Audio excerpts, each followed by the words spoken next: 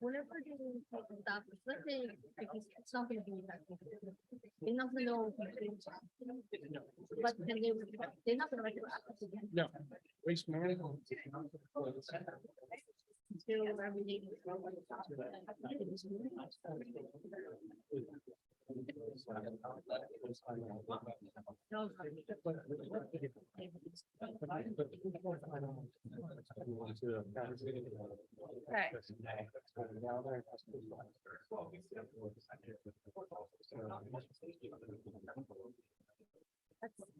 With $25 on that. Yeah, and overall for residents. It's only 20%.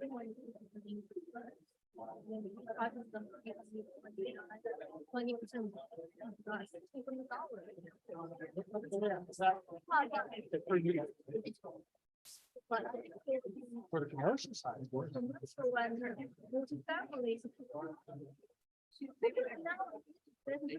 Right? You increase the size, they're gonna increase every HOA and one.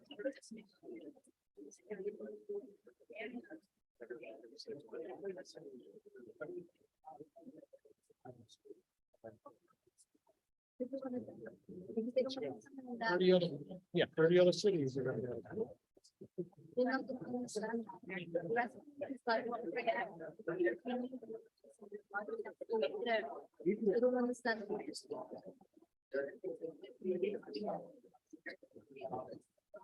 Yeah, it's really crazy. Got the name of one is negotiating with that company.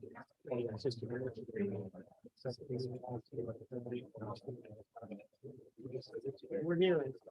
No, but this is.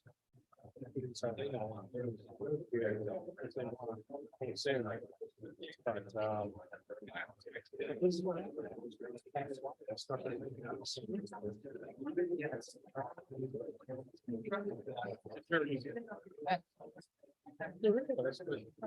there's no front cost.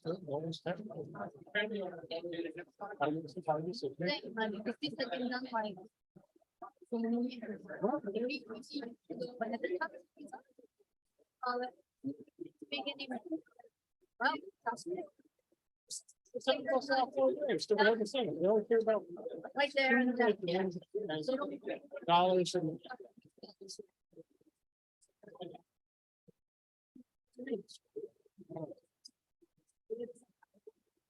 Crazy. I know, it really messes you guys up. I feel it's a race real quick. Yeah, I kind of already set it up for that, but maybe just even though you set up the rate, it all depends on how much you can always come in. No, that's not passing. Right. That's. And then we have to figure out offsets. Yeah. So anyway. Then how much we're looking at.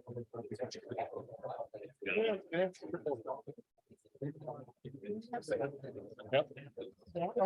The gavel. We're good? We're gonna get started. If I can ask the members of the city commission to come on up, please. Thank you. I got yelled at.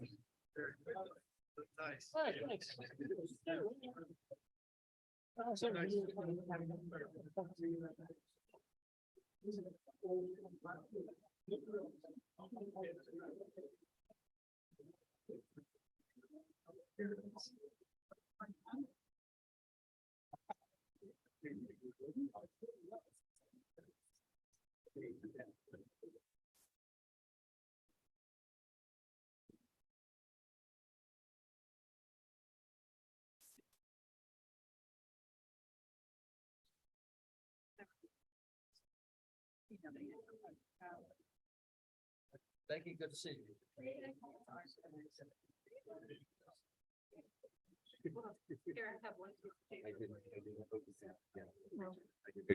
Mr. Kavanaugh, are we on? Yes, we are, Mayor. Thank you, Mr. Kavanaugh.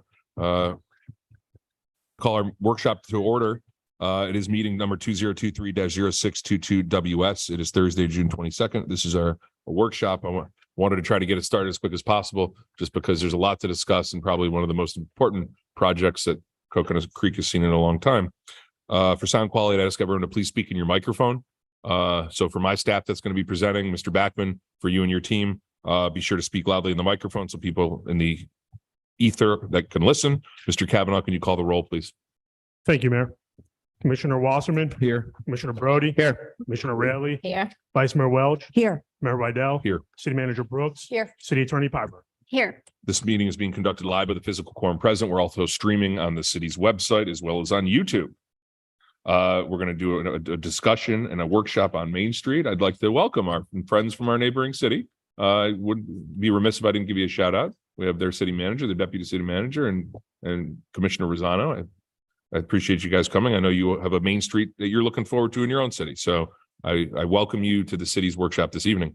Madam Brooks. Thank you, Mayor. So tonight's workshop has been segregated into two presentations, two different parts, which will give us an opportunity to provide you and the public an update related to, first, the developer's progress and planning associated with Main Street, and second, considerations specifically on the civic uses and spaces that are the city's responsibilities. These two elements are necessarily intertwined, and the agreements that we will be presenting at future meetings will be integrated into these projects, and they're very complex. So bottom line, there's a lot to talk about. And for that, we see more workshops in the future. Because of the limited time and the volume of the information that we hope to present tonight, I may be pushing you along at various spots because there's just a lot to provide all of you. And we are suggesting that you hold your questions until the end of both presentations so that we can get all of the information out to you. Okay. And I recognize that Mr. Backman doesn't probably need an introduction, but I am sure that he would like to introduce his team, and then we can kick off the first portion of the meeting. So, and then when Scott is finished, I'm going to ask staff to join us up here on the dais for the second part so we can have more of a conversational setting. So with that, I'd like to turn the presentation over to Mr. Backman. Thank you, Karen. Much appreciated. Just making sure this thing works. It does. Scott Backman, on behalf of the development team that's sitting probably scattered around the room. A large part of I think the entire ownership group is actually here. Most of you, with the exception of Commissioner Wasserman, may recall when we were in front of you last September, we actually did some introductions, Q&A. Happy to go through that again. I've got a slide, the one that I just skipped to, that's going to kind of run through that introductory, sorry, the introductory element. And then I'm going to work my way through. I'm actually very excited about the presentation that we're going to show you this evening. I think this is sorry, go ahead, Mayor. Just real quick, Scott, can you have your team just stand up so we can understand Sure. just the room? Sure. Is that okay? Just so we can get a little perspective of that. Thanks, guys, for coming. Appreciate you. Okay, that's all I needed, just so we can visually see the whole team that's here. Thank you, Scott. Great. And just to give you a little more context, right? So the top line there is the joint venture group, commercial, residential developers, multiple asset classes within the residential. I'm going to speak to that in much more specificity as I get into the presentation. And then the second half of that slide are all of the various consultants that are working on this project, several of whom are here this evening. Most are the development specific consultants, our engineer, our land planner, our landscape architect, things of that nature that have had a lot of input into what you're going to see. But there are also a lot of other names on that board, our environmental and wetland consultant. Obviously, that's an element of this project. They're not here this evening. At the very end of our presentation, you're going to see a lot of the marketing and branding effort that we've been working on. And there are a number of consultants that are on this slide as well that we've engaged from various parts all over the country that have a lot of involvement in the development world and the right way to really develop and market and brand a significant development project like this. So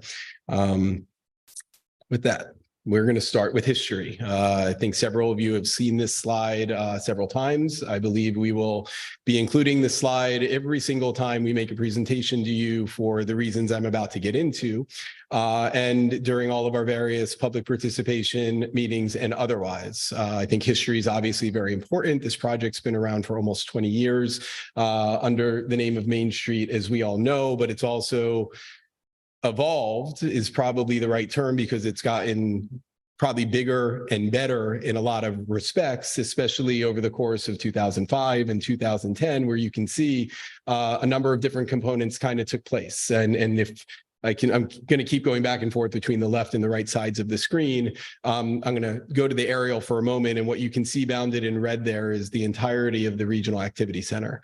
Within the Regional Activity Center is then a development of regional impact for property that the city owns some, the Johns family owns some, and then the Main Street PMDD area.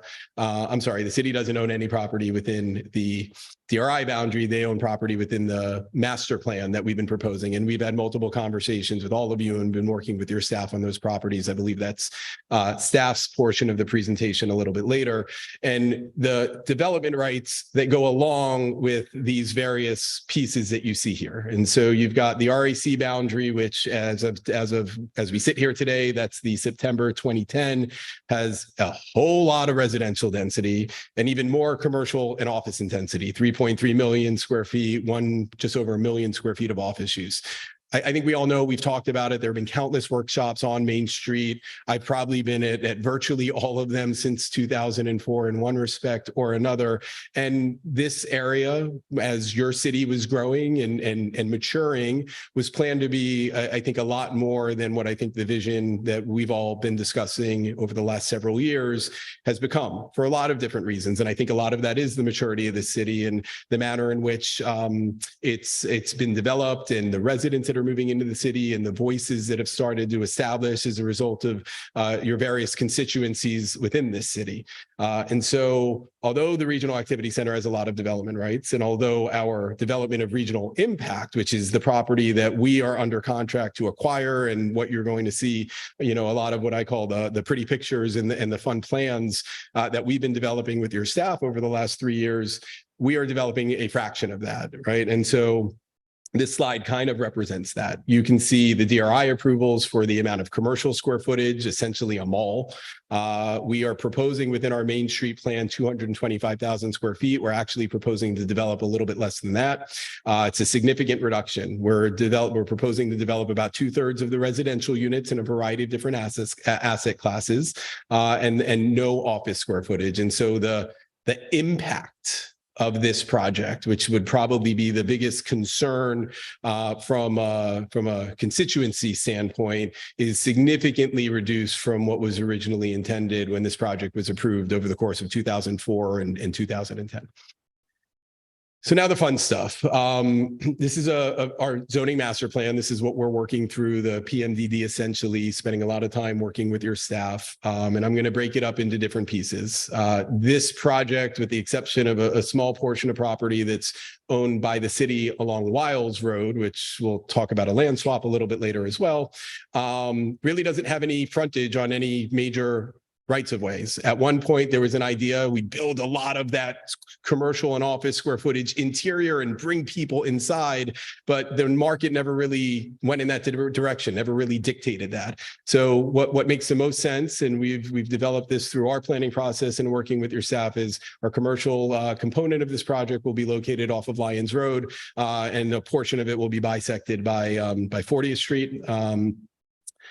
So we've got several different asset classes of residential, as I mentioned earlier. We've got a couple of apartment complexes that are well into the planning stages. I'll show you those blocks shortly, but they're the two larger MFA blocks identified in brown, and then the block a little bit further to the south is also identified for the same purpose and has an allocation of units that are proposed there. That's still in a planning phase. That block has not been submitted for any type of site plan review, whereas the others have at the city level, and so we continue to work through that element of the project. We also have multifamily condominiums, for sale condominiums. It's a similar scale, 4 and 5 stories in height, different architecture, and you'll see that as part of this project as well, and a different product type, a different asset class. Again, a for sale product versus a rental product. We've got a couple of blocks that are identified with both a combination of townhomes and villas. They're both essentially 2-story products. You'll see some renderings of those in a few moments. They're kind of a combination of both uses. We've got some blocks that are rear load townhomes, which is a more urban form of a townhome, and we'll explain that in a little bit more detail. And then a block that also has some rear load townhomes, but also some more standard townhomes, which would be kind of driveway in front with some garages. And there are very few of those on this small portion of what's called Block 9 over on the west side of the project. There's a recreation parcel that is intended to serve all of the for sale product, and it's located in an area that overlooks the lake. And then a civic node, which I'm highlighting here. I believe Scott and your staff are going to present on the majority of that. This may take a second to load. There we go. So now we've got a rendered site plan. So the last one was really more of just kind of where the lines go and where your access points go and what your zoning looks like. This is something that's more to scale of what we're proposing. And as I said, the majority of these sites are already in for site plan review and have gone through, in some cases, very extensive review, a couple of rounds of review, in some cases, one round of review, and awaiting additional direction on things like architecture and things of that nature before we make a formal resubmittal. But the vast majority of our applications are in for review. And so again, back to the commercial component of the project, so just south of 40th is a proposal for a kind of a shopping complex. You'll see some renderings in just a moment. We've talked about it previously. Some of the concepts to the left, those are real life photographs of commercial developments that this development team has participated in. There are several of them, mostly in southern Palm Beach County, all with the idea of outside seating and pedestrian experience and restaurant uses. We are proposing a grocer in this portion of the property. We think that that is actually vital in this area of the city, and with this number of units adjacent to it, to the north or just to the above where it says 105,000 square feet is a single tenant commercial parcel with a large restaurant user that will have outside space. And we'll show you this shortly, but it will have a lot of synergies with the large park that is immediately adjacent to it. And it is really intended to further create and enhance that experience that we've all been talking about for quite some time. So the multifamily units, again, these are all real life photographs of projects that have been done by this development team. Again, just to give a little bit of flavor and to show you again, the areas and the unit count that we're talking about. These are maximum unit counts. It'll probably be plus or minus some number of those units. The 500 unit max is what we call block 4. It's intended to be very much integrated with the commercial block adjacent to it, in a lot of ways similar to the Uptown project that you've heard us mention in the past. This development team worked on that project up in Boca as well. And then the 700 unit project is intended to really be kind of that central node adjacent to the area that civic node where where the idea would be to bring in a lot of your residents for various events, hopefully, and have something that's a little bit more intense, a little bit more, although still not substantial in terms of height and things of that nature, creating a little more of what I've called like a quasi-urban feel in a small little area. So then we've got some condominium units on a couple of different blocks. And again, that's a little more height as well. Like I said, 4 and 5 stories for sale product. And then you can see the townhouse units. And again, on the left-hand side of the screen there, you can see some of the conceptual architecture that we've been working on with your staff for these buildings. I would certainly love some input on that if that's something that you've got some comments on. This is the villa product. It's a little bit different. There's no garage in this product. So it's a 2-story, very similar to a townhome, but it's all surface parked, as you can see on the lower slide there with the 5-unit building. And then the civic node, these are just some photographs that we came up. I know there's more to come. So this is a proposed massing that our architects prepared, just again, giving you the various colors to identify the uses. This is looking from, you can see the Shell station right at the hard corner of Sample and Lyons. So you're looking northwest in this photograph. You see the commercial that I was talking about along Lyons, and then how the project kind of evolves as it works its way through. I think because of the size of your screen, it's a little spread out. It's a really good looking 3D rendering all the way up into the northwest. Maybe it looks a little bit better on some of your screens, but kind of is intended to give you some of the size and scale of the overall project.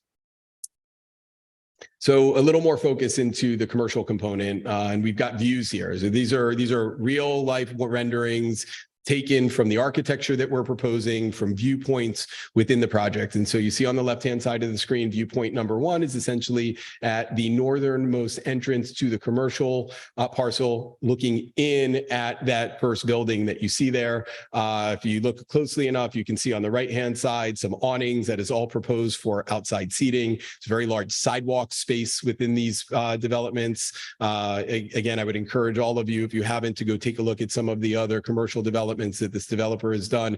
You'll go out there and you'll see unbelievable pedestrian experience. Very wide. I mean, people are congregating constantly at these what are really glorified strip centers. And again, it's more than that. It's designed to be more than that. And that's why I think these types of commercial uses really take hold and do so well within the community. On the bottom side, again, you can see this is a view really looking into the project, that same northwest view you were looking at in the massing. Again, you can see the wide sidewalks, the flush curbing, the outside seating. Really, the idea, the intention would be on both end caps to have some form of restaurant use with outside seating and really, again, encourage that gathering space. And then you can kind of see what the balance of the project might look like behind it with the Block 4 apartments, some of the townhomes and villas, and then in the far distance, some of the condominiums.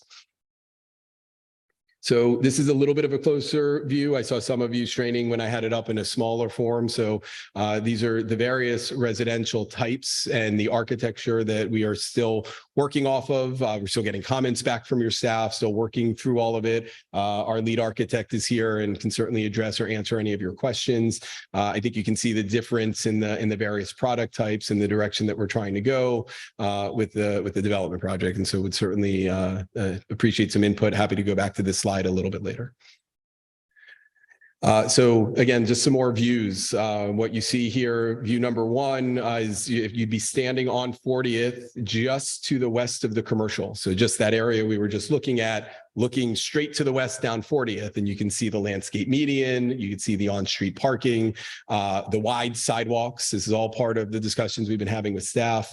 You can see the proposal for courtyards, and on the right-hand side, that's all for sale product. And then on the left-hand side or the south side is the proposed Block 4 moved out to the street. Again, there are multiple buildings. What you're just looking at here is a view or a rendering from that particular location. On the bottom side, this is the number 2 sits on that recreation parcel that I showed you earlier. So we are to the north of Cullum, just to the north of the Civic Node. And you can kind of see some of the purple there for the Civic Node on the bottom. And that number 2 is kind of looking into what we call Block 15, which is one of the condominium blocks. And so you can see, I think these are 4-story buildings, some of the idea of the architecture, the retaining wall that will go around so that you don't have standard slope. It really creates a nice, clean park-like feeling. And this is supposed to be immediately adjacent to that Civic Node park that we are dedicating to the city as part of this project. And I know that Scott's going to talk about in his presentation. So these next several slides, they kind of go one after the other and they animate. We thought it was very important. I know it's important to a lot of you. It's very important to the city, all of the various sustainability elements. And so I'm going to run through this relatively quickly. Happy to go back to any of them. But what we've done, just so you understand, is each number corresponds with a color and a graphic on the left-hand side of the screen. And so right now what you see are the idea of using technology and sustainability, QR codes spread all throughout the project to identify the wetland area, species of trees, various sustainability elements, visible displays of green technology. We understand and know that that's a very big piece of it. You'll see some of those concepts here. And so you have QR codes that identify that. There's also a requirement for brochures in certain areas. This is really intended to be in the mail room of the apartment building, for example. But these are all requirements that are in the DRI that we're implementing through the project. Obviously, a number of recycling programs throughout the community. Signage just associated with proper display of hazardous materials, littoral plantings, and I believe we've got some more than that, but littoral plantings in and around the lakes within the community, wildlife view corridors, Obviously, a whole bunch of bike racks. The intention behind all of this is kind of pedestrian and bicycle centric, and we've spent a lot of time designing this project with exactly that in mind. EV charging stations in and around the project, but also, and been working with staff on this, there will also be wiring for, or I don't know if wiring is the right word, whatever the infrastructure that is necessary to ensure that as electric vehicles become more and more commonplace, there is an opportunity for additional electrical vehicle charging stations throughout the project. Solar powered lighting, water, touchless water filling stations in and around the project again, and you can see this, and I'm going to touch on some of the green areas after the sustainability element, but the idea really is to be able to walk from the commercial up into the civic node and or from the apartments up into the civic node, and there are countless ways to be able to get there, and making sure people are comfortable in doing so. Solar powered information kiosks. Again, a lot of this is these are all sustainability elements, solar powered charging benches. At the moment, again, still working through all of this, requires approval, proposing a large wind turbine up on the hard corner of Wiles and Banks, I think. Obviously structured parking. I think when we started this project, we were maybe talking about none. We've gotten to a point where there are multiple parking garages in and around this development as well. The solar flower is something I think staff maybe shared with us originally. I know we saw it somewhere and actually we're pretty enamored by it. And so at the moment we're proposing several of these features in the various open spaces within the project. And then you'll see on a rendering shortly about a kind of a rainwater harvesting. And again, these are ideas, these are concepts. We like a lot of them, but we're still working through a lot of this with your staff as well. So here's a rendering of what we're calling the main plaza. That's a term that was utilized within the development of regional impact. It's a public easement dedication requirement as part of this development project. And so you've got two views into this area. It is bounded on so effectively creating a park-like feel for some of the townhomes as well, as bounded on the east and the west by the townhomes. It is right at the intersection of 40th and again, these names are also, by the way, all on the table. We're talking to your staff. We're working. I think have a long list of street names that we're working on that we had a meeting with staff a few weeks ago. We ended up getting through a lot of things and said, let's leave the street names for another time. So at the moment it's City Market Avenue and 40th. It will likely be something different by the time we finish all of this. And you can see how that road kind of dead ends right into the main plaza, but just as importantly, if you look all the way at the top side of that screen or the north side of the screen, there's a bridge that we're going to be utilizing that's going to go over the lakes, right, the retention areas within the project, and right into the FP&L easement area, all of which is very park-like. And we've been working with FP&L. We have an agreement in place with them in order to do as much improvement and development as they will allow us. As I'm sure you can imagine, given what that corridor is, it's not a lot, but yes, we're allowed to put some landscaping and some trails and things of that nature. And so, we thought it was a very good scenic element and obviously a practical element for joggers, walkers, and people on bicycles to be able to utilize at that portion of the project. The second view is if you're all the way up by that bridge looking back through the park. And so what you can see is kind of that park-like feel for some of the units on the left-hand side, the large Village Green area, kind of an open air area in the middle. And then in the far side of the screen, you can see that's Block 4. Those are the apartments along 40th and City Market on that hard corner. On the top screen, you can just make out the corner at the bottom right of picture number 1 as well.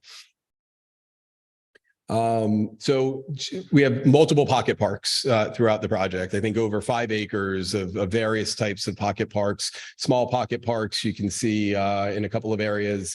A couple of the larger pocket parks, number 1 is an area I mentioned earlier. You can see the single tenant restaurant building in the commercial parcel that I was talking about in photo number 1, just to the right of the number 1. And immediately across from that, that's, I think it's about 0.8 of an acre. It's a fairly large outside area that we are going to program. You can kind of see some of that there, and then you can see within the rendering as well. Again, this is all conceptual. There's a lot more that's going to come along with this. We've got I think it's called a green space master plan, Mark. Is that what it's called? Right. Right. So there's multiple applications that we're processing, and one of them is specific to all of these open space areas and green space areas and corridors within the community. So those will be further developed as we go. You can see the rainwater harvesting station is kind of a centerpiece of that. And then on the bottom side of the screen are just a couple of the pocket parks at the hard corner of Banks and 40th that just widen out and create more opportunity for people to sit, to enjoy, just so that everything doesn't feel so on top of everything all the time. Some of the other passive parks, obviously I mentioned the FP&L easement area and some of the improvements that we're working with FP&L on within that area. And then again, that's all intertwined to lead from the commercial to the civic node and back. I mean, that's the idea and the concept of how we get in and around this community in a number of different respects. And there are multiple routes, as I said earlier, to get there. And then what you see at the far top left-hand side of the screen is actually a lakefront park just to the east of Block 11 that's got a great view over into the lake in the wetland preserve area. Got 2 more slides. I mentioned earlier, we're working with a number of consultants from across the country on our branding concept. And so we've spent a lot of time and resources trying to really figure out the brand for this project. So what you see there really on the top left is, you know, this semblance of lines that form a butterfly. And obviously we felt that was very appropriate given the city that we're in and what the brand for the city is. We just wanted to give a little bit of a new spin on it. So our team is very much in love with this. We think it's super cool and modern and unique. But if you'll notice in some of the other concepts that you see there, and maybe in particular that entire bottom slide that's in there talks about some themes, the idea of live better here, inhale life, exhale joy, but also that line, right? I mean, that's intentional, right? The marketing component of this is really so that everything kind of it ties itself together. And so this is just an idea. We made our actual consultants out of New York made a very detailed presentation to your staff about a month or so ago. We're happy to you know, have them present that. We just wanted to share with you a little taste of some of the things that we're looking at. And lastly, just kind of where we are in the process. I've been working at this. I think we're just about 2 years into the approval process for the PMDD, which is the Main Street, our Main Street Master Plan and our zoning associated with it, and our development of regional impact. Those 2 applications have been in for that time. We've had a lot of time going back and forth, working with your staff, trying to really make sure we get everything right. Our hope is that this fall, certainly before the end of the year, that we'll be able to get those big picture approvals in front of the city, right? We've got a planning and zoning board meeting. Let me back up. We have public participation, which we need to know and understand what our schedule looks like. We've been working with your staff on all of this, so I'm not sharing anything with you that I haven't shared with them. Our goal ideally would be to maybe right after Labor Day to start some outreach and public participation and really spend a lot of time doing that. And then ideally through the, you know, October, November, hopefully before the end of the year, get some of these items in front of you. There are still things that need to be worked out. I want to be very clear on that. Your staff is still reviewing a resubmittal for the PMDD that we made a few weeks ago. There's still some DRI related items that I'm working on and Scott and I just spoke about very recently. So there's still things that absolutely need to be worked out. I feel confident that over the next few months into the end of the summer, hopefully we can get there. And then next year, you're probably going to see us, you're going to get sick of us. We've got, I said earlier, I think we've got 18, 20 applications. I don't remember exactly, but all of those bullet points are different applications that we have in that have to come in front of you. We have to go to the Planning and Zoning Board for a variety of different site plans and for City Commission approval. I'm guessing that a few of them will absolutely be grouped together and come before you in a package. There's still separate site plans that need to be approved, but you're going to be seeing a lot of us between now and I don't know, so end of next summer, hopefully before the end of next year, but toward the end of next year. I think that's it. We've got our entire team here. I'm sure you all have a lot of questions. I think staff wants to work their way through their presentation, and then we're an open book. We're happy to address or answer any questions, and any direction that you all can provide us would be greatly appreciated. Thank you. Thank you, Mr. Beckman. Other Scott. Scott. If I may. Yeah, Madam Brooks. So thank you, Scott. Thank you, Mayor. This is really an exciting time. I think this is the biggest project the city has seen in, I'll tell you, my lifetime here, and probably maybe ever. And as you know, we've been working on this Main Street project and the associated civic improvements since about 2004. Originally, Main Street was envisioned as a major shopping destination and gathering place. And as we have all seen over the years, the demand for retail space has declined. We've seen it really in the promenade very clearly. While providing spaces for experience has replaced what makes a good downtown. As such, the leading design concept for our Main Street project area is to create a focused central space for the residents of Coconut Creek to meet and gather, to create a sense of place, that small town feel, right? To provide context, the city began planning for the development in Main Street with the adoption of a major land use plan amendment and the development of design standards. Multiple planning efforts have taken place over the years, refining the Main Street concept, including creating a strong civic node. Additionally, we identified the need for a public safety complex, and we put it in the CIP beginning in 2002. Space studies have shown that our police department has outgrown their space. Further, Fire Station 113, as you know, is a temporary facility, and our entire fire administration staff is housed in leased space just north of Johnson Road. And many years ago, they weren't really, the administration part really wasn't a consideration as much as knowing that we needed a third station somewhere and that it would most likely be in the Main Street area. Many years ago, we set aside the 10-acre parcel behind Monarch High School for the purposes of developing a public safety complex. In fact, I believe the plat is noted as a public safety complex, correct? So I know some of you were kind of surprised to hear that, you know, that was in the works, but it's been around. The concept has been around for a long time. It's just many things have happened through the years, including recession and the changing wants and desires of the whole Main Street and downtown area. I remember hearing many years ago, the saying was, density is our destiny. And we now know that what our community wants is far, far less and more of a gathering area and central area for the public to enjoy. So over the last year, staff has begun working on refining the spaces needed to ensure that they accommodate the build out in Main Street and any other expected growth in the city. You know, this is our largest empty tract of land that we have left. Staff is recommending that we plan for the ultimate construction of a public safety complex that accommodates both the police department and the fire department, which will provide for sharing of critical infrastructure. This will also ensure that both operations will be housed in the Cat 5 facility. What we're asking for this evening is the opportunity for one to share the vision of the civic space that ultimately should be the focal point of Main Street and the vision of the future public safety complex. We really just want a free flow of ideals at this point, hear your thoughts and comments related to this work as we go about refining it. So we're really not ready for you to take any formal action. We're really just looking for your reaction and your input and comments. And we're hoping to take all of those comments into consideration before we present formal recommendations. We're suggesting that based on the feedback that we received tonight, that we schedule additional workshops, as I mentioned earlier, to focus on some of the specific topics that are being covered tonight. Clearly, this project has the potential to transform the entire city.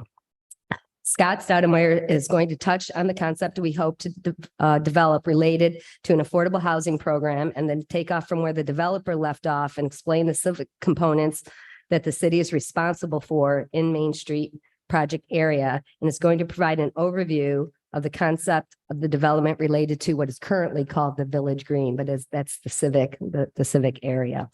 We will ask that you begin thinking about opportunities for other uses on the city property that surrounds the park.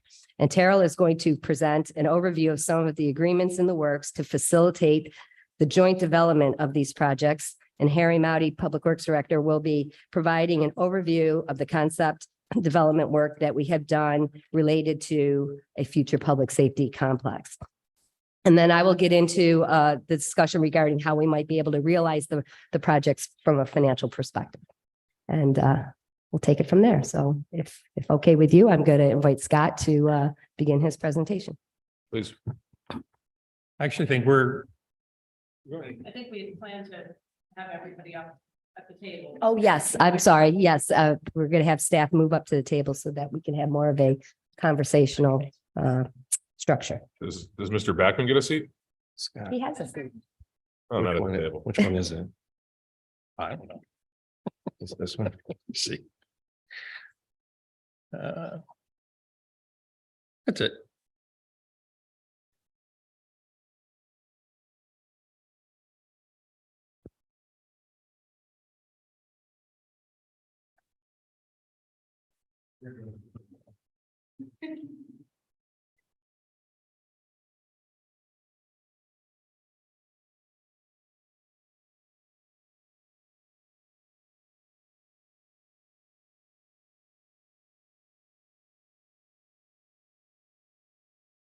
Who's leading off?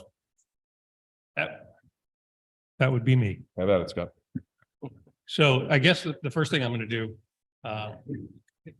since Karen highlighted in her opening remarks, was that I would touch on kind of a vision for an affordable housing program or project that we might incorporate into the Main Street area.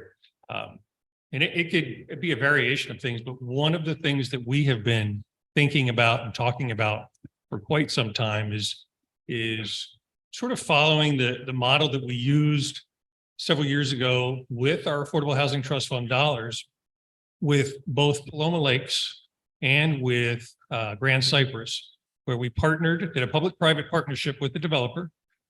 We did a purchase assistance program, very similar to what we would do with CDBG dollars and SHIP dollars. However, with our Affordable Housing Trust Fund dollars, we are able to go up to the workforce housing income limits and capture that group of residents or first-time home buyers that make just a little bit too much to qualify for federal dollars or state dollars, and put that program together to serve that workforce housing group. And we did 2 phases with Paloma Lakes, and we did a project with Grand Cypress. All 3 programs wildly successful. And I believe that we could do something very similar to that within the Main Street area, perhaps with one of the townhouse blocks. You saw Scott's presentation where he showed you how this thing is going to lay out. Site plans are going to come in by block. It's either going to be multifamily, it's either going to be multifamily condo or townhouse or villas. There is definitely going to be some opportunity next year to create such a program and such a partnership to serve our workforce housing first-time home buyers. So that's kind of what we were thinking. But it could be a variation, but it is a program that we found successful and think it could be repeated. So I was asked to cover that, and I want to make sure if there's any questions on that, I'm happy to answer. Well, we're going to get to that on the end. So I'm asking, I think my colleagues, I see them all taking notes. So Okay, just, very good. just run through it all. Sorry. Run through it all. Go. Run through. Okay, Yeah. good. So picking up where Scott left off, and he did a terrific job with the overall Main Street development program. And some of the different components of the Main Street project that you probably haven't seen a lot of. So it was very good. However, I'm going to focus on a very specific part of the Main Street area, as Scott mentioned, the civic node. Again, when we talk about the civic node, we're talking about the area at the north end of the Main Street project area. Focusing in a little more closely. What we're really talking about are the 10 acres behind Monarch slated for a public safety complex. We're talking about the land area around the lake behind Home Depot, adjacent to Wiles Road. More importantly, we're talking about the land area that would be dedicated by the developer as part of the DRI, known as the Village Green. Might not be the catchiest name in the world. However, I will tell you, as Scott said, some of these names are just sticking for now because that's how they're called out in the DRI. So there is a requirement in the DRI for the developer to dedicate 2 acres, a little more than 2 acres, to the city for recreation purposes. And it has become dedicated to the city for specific recreation purposes. And over the various iterations of master planning efforts with this developer, even with the last developer, but particularly with this team, as we've gone through concept after concept, the Village Green really has become the centerpiece of the civic node. Scott went through a presentation where he showed you a number of different public spaces that are very, very important. The Central Plaza, the Mixed Use Plaza, the areas under the Epic Power Line, all very important to the project. However, the civic node, the Village Green represents so many different opportunities for this project. And to a point where in our collaboration over the last year and a half, we've shared ideas about what could happen on that Village Green in this civic area. And the developer volunteered to develop some ideas, come up with some visuals that could get everybody thinking, not on their own in a closet, working by themselves, not ignoring our input, a collaborative effort, something that represented our dialogue over the last year. So the images that I'm going to show you, city can't take credit for them. Corolla Bravo Art Studios, Corolla Bravo, she did a wonderful job putting together some images that I'm going to share with you. You've probably already seen them if you've looked at the backup, but these represent the ongoing dialogue we've had with the developer, and we do think it is a very, very exciting opportunity. I will caution you that some of the spaces that Scott shared with you in his presentation, those are going to be developer responsibilities. When we talk about the Village Green, we're talking about an area that the city is responsible for development. The city is responsible for programming. I'm also going to touch on the civic blocks 12A and 13, which flank the Village Green to the east and to the west. They are also responsible for the development and programming of those areas as well. So again, the first image is just an aerial view, an overhead view of the Village Green. It also shows you Civic Block 12A, which would be to the west, and Civic Block 13, which would be to the east. And as you can see, the Village Green in this particular concept and the direction that she headed with this was to break the Village Green up into different pockets of activities. And we are seeing that this is a very popular movement in recreational activities. If you've been down to Las Olas at A1A with that Las Olas Park, on any Saturday, there is the farmer's market going on while there's kids playing in the splash pad, while there is exercise going on in the open air venue. So it is something that can happen, and most of what you're going to see tonight represents that particular approach. This is just what I think a great shot that gives you an idea how the Village Green can fit in, or how it does fit in with some of the Main Street development. Scott talked about Block 15. That is Block 15 at the top of your screen above the Village Green. That is multifamily condo. If you went to the very top of the screen, that's Wiles Road. That's Wiles Road at the very end. At the very bottom of the screen, that's Cullum Road. So, and again, you see a little bit of Block 12A at the bottom, and then up above, that is Block 13, civic blocks, which again will be ours. It'll also be our responsibility.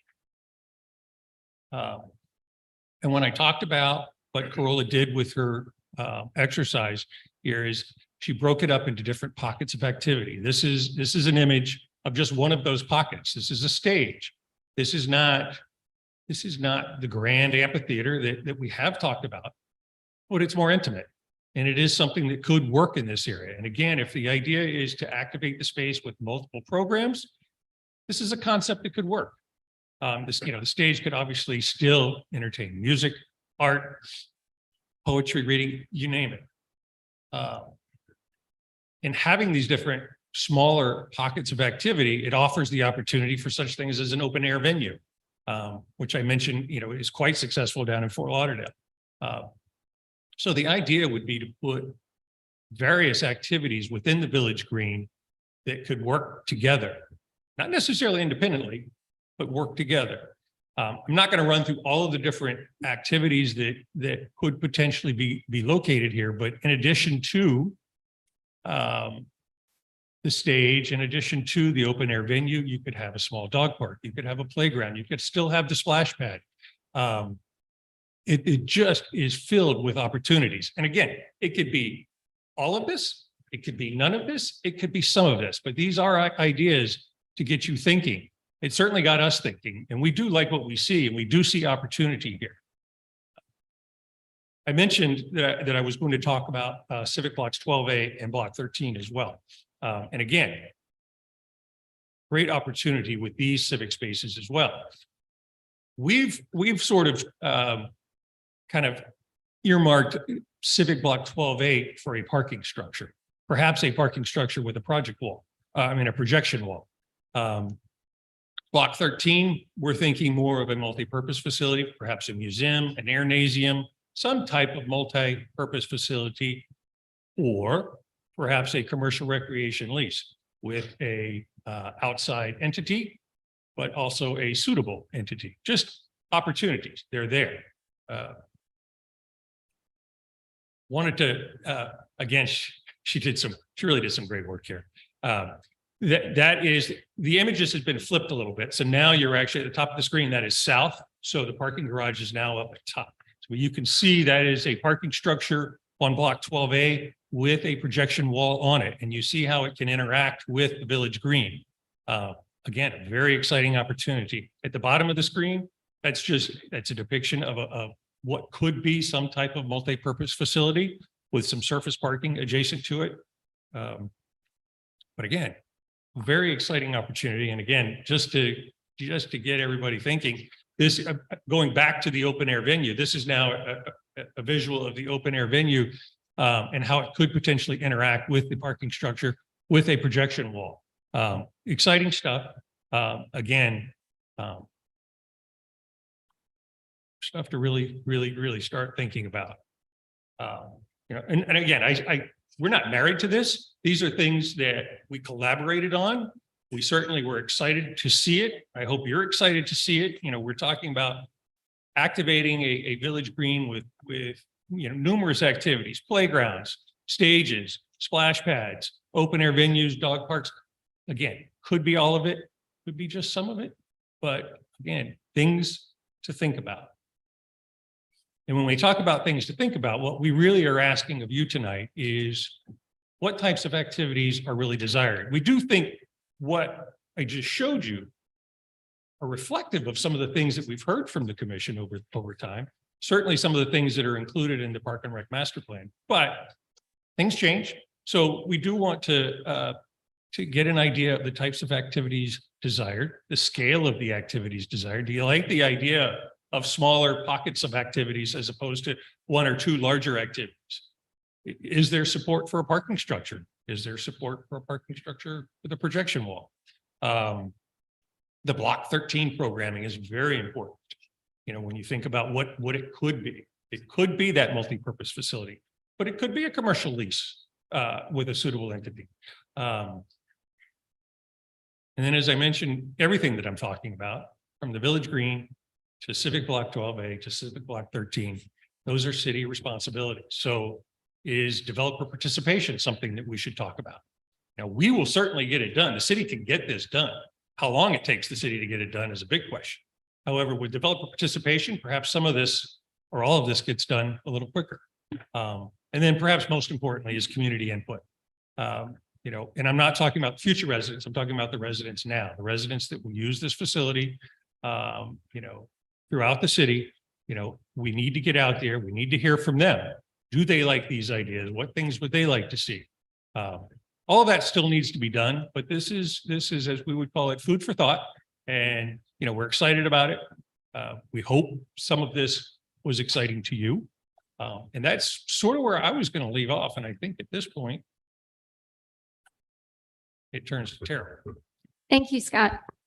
Good evening. So right now, we're going to talk about the proposed land swaps. As you may recall, the City Commission approved by motion, thank you, at the September 22nd, 2022 Commission meeting to authorize the city manager to do due diligence with regards to possible land swaps with the developer. We have gone forward and hired Walter Duke, and the developer has hired Jonathan Whitney with Ocamp, Dellenbeck, and Whitney to appraise the north parcel, which is approximately 6.13 acres, and the south parcel, which is approximately 5.75 acres. It's worth noting that the north parcel we currently own, the south parcel they currently own. The valuation that we're looking at as part of the appraisal process is to have the properties valued at the highest and best use, which is currently determined to be multifamily at 20 units to the acre in raw condition. And we are following state statutes and section 13-42 of the city's code, which provides that we would get two appraisals and average between the two. And then that's something that would come before you before we would ultimately go forward with any land swaps. This is a map that shows the land swaps. The area in pink is our property that we're looking to possibly swap with them in exchange for the area in blue. Any imbalance, because again, the numbers don't quite match up as far as the acreage, at least not as currently proposed, would be made up for, or we're proposing to have it made up for by having the developer help contribute to the cost of infrastructure on our property. We also are hoping to move forward with a developers agreement, and the developers agreement is a statutory construct under section 163.3225 of the Florida statutes that allows governmental entities to create an agreement providing for mutually beneficial construction terms of large development projects by freezing the land development code in place at the time of approval. Now, that doesn't mean that any future changes to the Florida Building Code or surface water management wouldn't be applicable. But as it relates to our code, that would kind of freeze that in place because again, it's a large project. It's going to take time. And so that's part of the benefits of doing a developer's agreement. A developer's agreement provides generally who is responsible for what, and it provides a mechanism to ensure completion of infrastructure. It also requires 2 public hearings in order to be approved. Topics covered in a developer's agreement, essentially the duration of the agreement. We are currently proposing 20 years with annual progress reports. It also would provide for the uses permitted, including densities, intensities, and height. It also would provide a description of public facilities, as well as who is responsible for construction, a schedule for construction, and who is responsible for maintenance, as well as a description of any and all land dedications for public purposes. Additionally, it would provide a description of all local development permits that are approved and or still needed. It also would provide for the land swaps that we mentioned earlier between the city and the developer, and it would provide for infrastructure improvements to be constructed by the developer on the city's land located within the Main Street PMDD.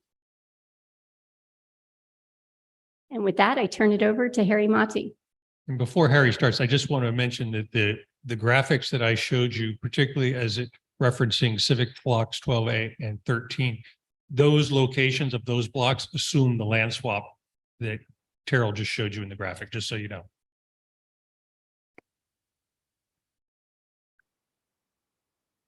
Hi, good afternoon. A little closer. In 2002, the city anticipated the police department would outgrow their current facility at Government Center. The capital improvement program was created and the city acquired the 10-acre site adjacent to Monarch High School. The project was postponed to approximately 2021 due to the delay in the Main Street development. Our recommendation for the components of the public safety complex include a permanent fire rescue station, 113, police station for approximately 165 personnel, including a crime lab, real-time crime center, detention facility and kennel, parking structure if required with an integrated sally port, fire administrative offices for 15 staff, approximately 15 staff members, an EOC, and a server room that will provide 100% redundancy to the city's existing server room capability we don't currently have. a small arms firing range. And we recommend the complex is constructed to withstand a Cat 5 hurricane. And the size is approximately 60,000 square feet. Oops, I got it ahead of myself. Plus the parking garage and small arms range. Cost is somewhere between 60 and 80 million, very preliminary numbers. And this does not include other civic spaces, as Scott mentioned prior. Block 14 is the location, is proposed location for the public safety complex. And where we are today, so Walter Zachariah Architects updated the space needs study in FY22. A multidisciplinary team was established in October to further develop the scope, options, budgeting, and procurement methods for the construction of the facility. We benchmarked against other public safety complexes, police stations, as well as reviewed best practices. This is Hollywood's concept plan for their police station, just to give you an idea, as well as the next few slides. And we're following this project closely since it provides valuable information on the state of the construction industry, as well as lessons learned. Hollywood PD consists of 450 personnel, servicing a population of approximately 150,000 people. In comparison, Coconut Creek's 165 current staff members for the police department and a population of roughly 57,000. Hollywood's proposing 100,000 square foot Cat 5 facility with 4-story parking garage for 208 cars, communications tower, and 13,000 square foot training facility, which is their range. Both 12 lanes, 25-yard, and a 12-lane, 50-yard fire range. It's going to be located in the first floor of the garage. The initial estimate Hollywood's proposed is approximately 77 million, and that includes outfitting. However, we have heard some concerns that the recent inflation in the construction industry may impact that price, but yet to be seen. There's another just a conceptual plan of their lobby area. Staff recommends moving forward with the award of the conceptual design services to include the entire public safety complex grant, which would translate the needs assessment into a building program and develop a budget level estimate. The concept plan includes topographical survey using the modern LiDAR methods to save money, both of which are as well as geotechnical engineering, and both of which are necessary to have a more accurate estimate for the construction. We're requesting the architect include maximum flexibility. The work authorization will soon come before the commission for your consideration. We're requesting the conceptual design include multiple or a single building that can be constructed in phases. Specifically, we're looking at 3 phases for flexibility in funding the project. Phase 1 is the fire rescue station, which is estimated to be approximately 16,000 square feet.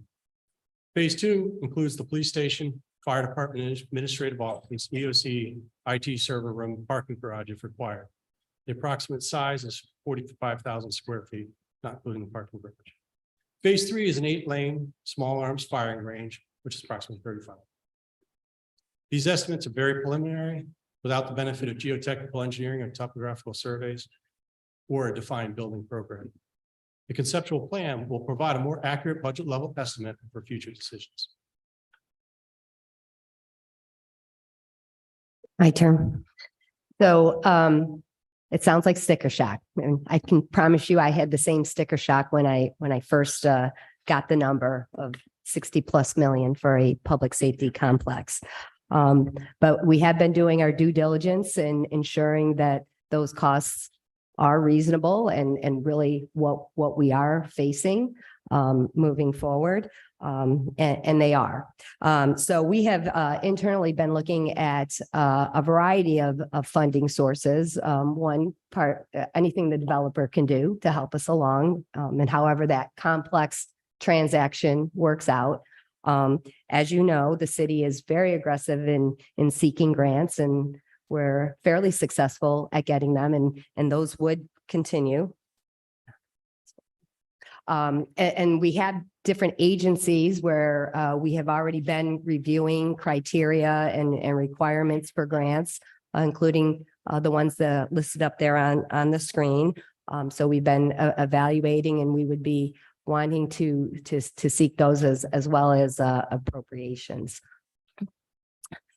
We currently have an impact fee study underway. We do have each a police and a fire impact fee. There's about $1 million balance in it currently. Any changes that come out of the impact fee study won't do a lot to move this arena forward. And we've used the impact fees in the past to fund various assets as opposed to facilities, fire truck, police cars, those kinds of things. So with that money, we would look maybe to consider assets needed for the facility. We also have Seminole funding. We have 2 different agreements with the Seminoles. Our original agreement with them is the municipal service provider agreement. We are currently getting a little over $3.5 million. And that funding is limited to capital outlay and very limited other professional services in the Main Street area. We have current debt service payments coming out of that fund of $2.5 million a year. And that's the way we have financed other capital facilities throughout the city and throughout the years. We have a current balance in there of about $7 million. We also have the mitigation agreement. That is our latest agreement with the Seminoles when they took in the extra 44 acres into trust land. And we get almost $3 million a year in that regard. That funding can be used for operating and as well as capital improvement projects. And we are utilizing funding every year to supplement our public safety operating costs there.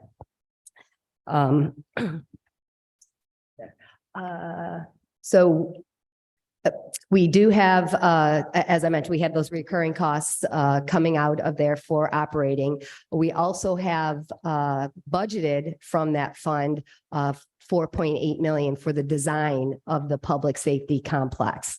And we have not spent any of that towards design yet, but we did budget that, and then we've started working on the other areas. How much is it going to cost? What's it going to consist of? How big is the facility going to be? All those things that staff had talked about earlier.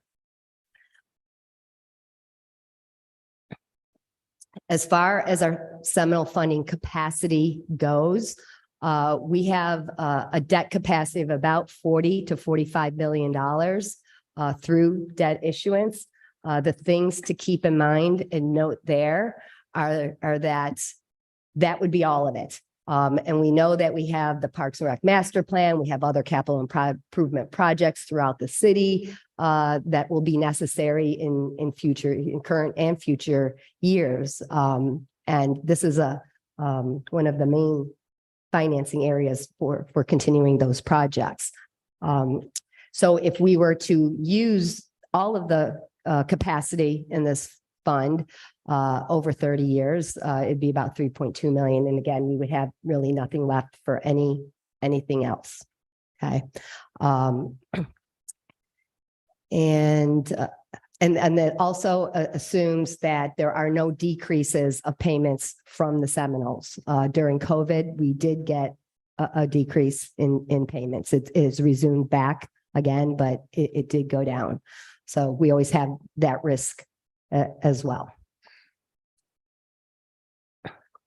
Then the other option and probably the most realistic option is to go out for a general obligation bond.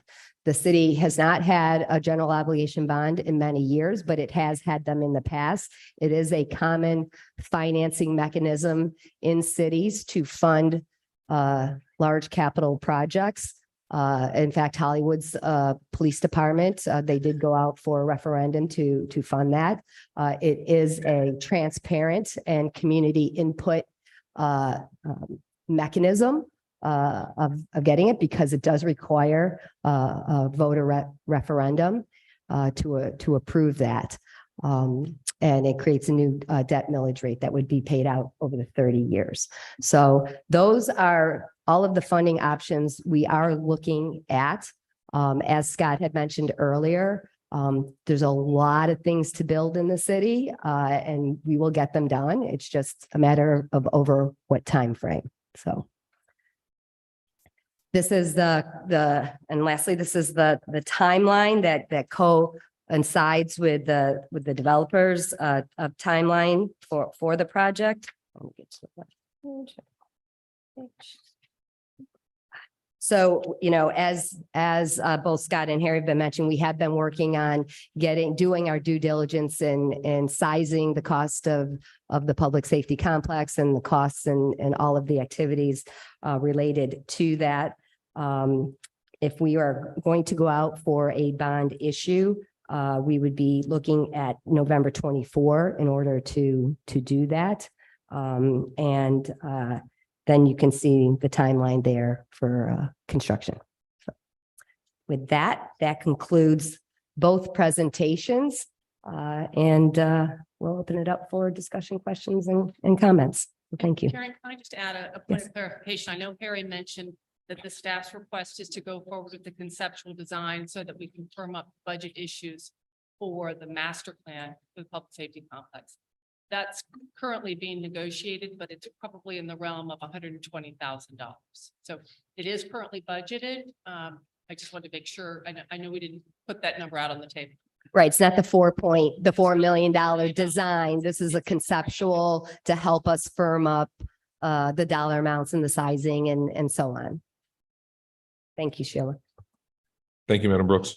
I guess we'll go down. Let's do it like this. Mr. Backman, I'm gonna ask you to come to the podium.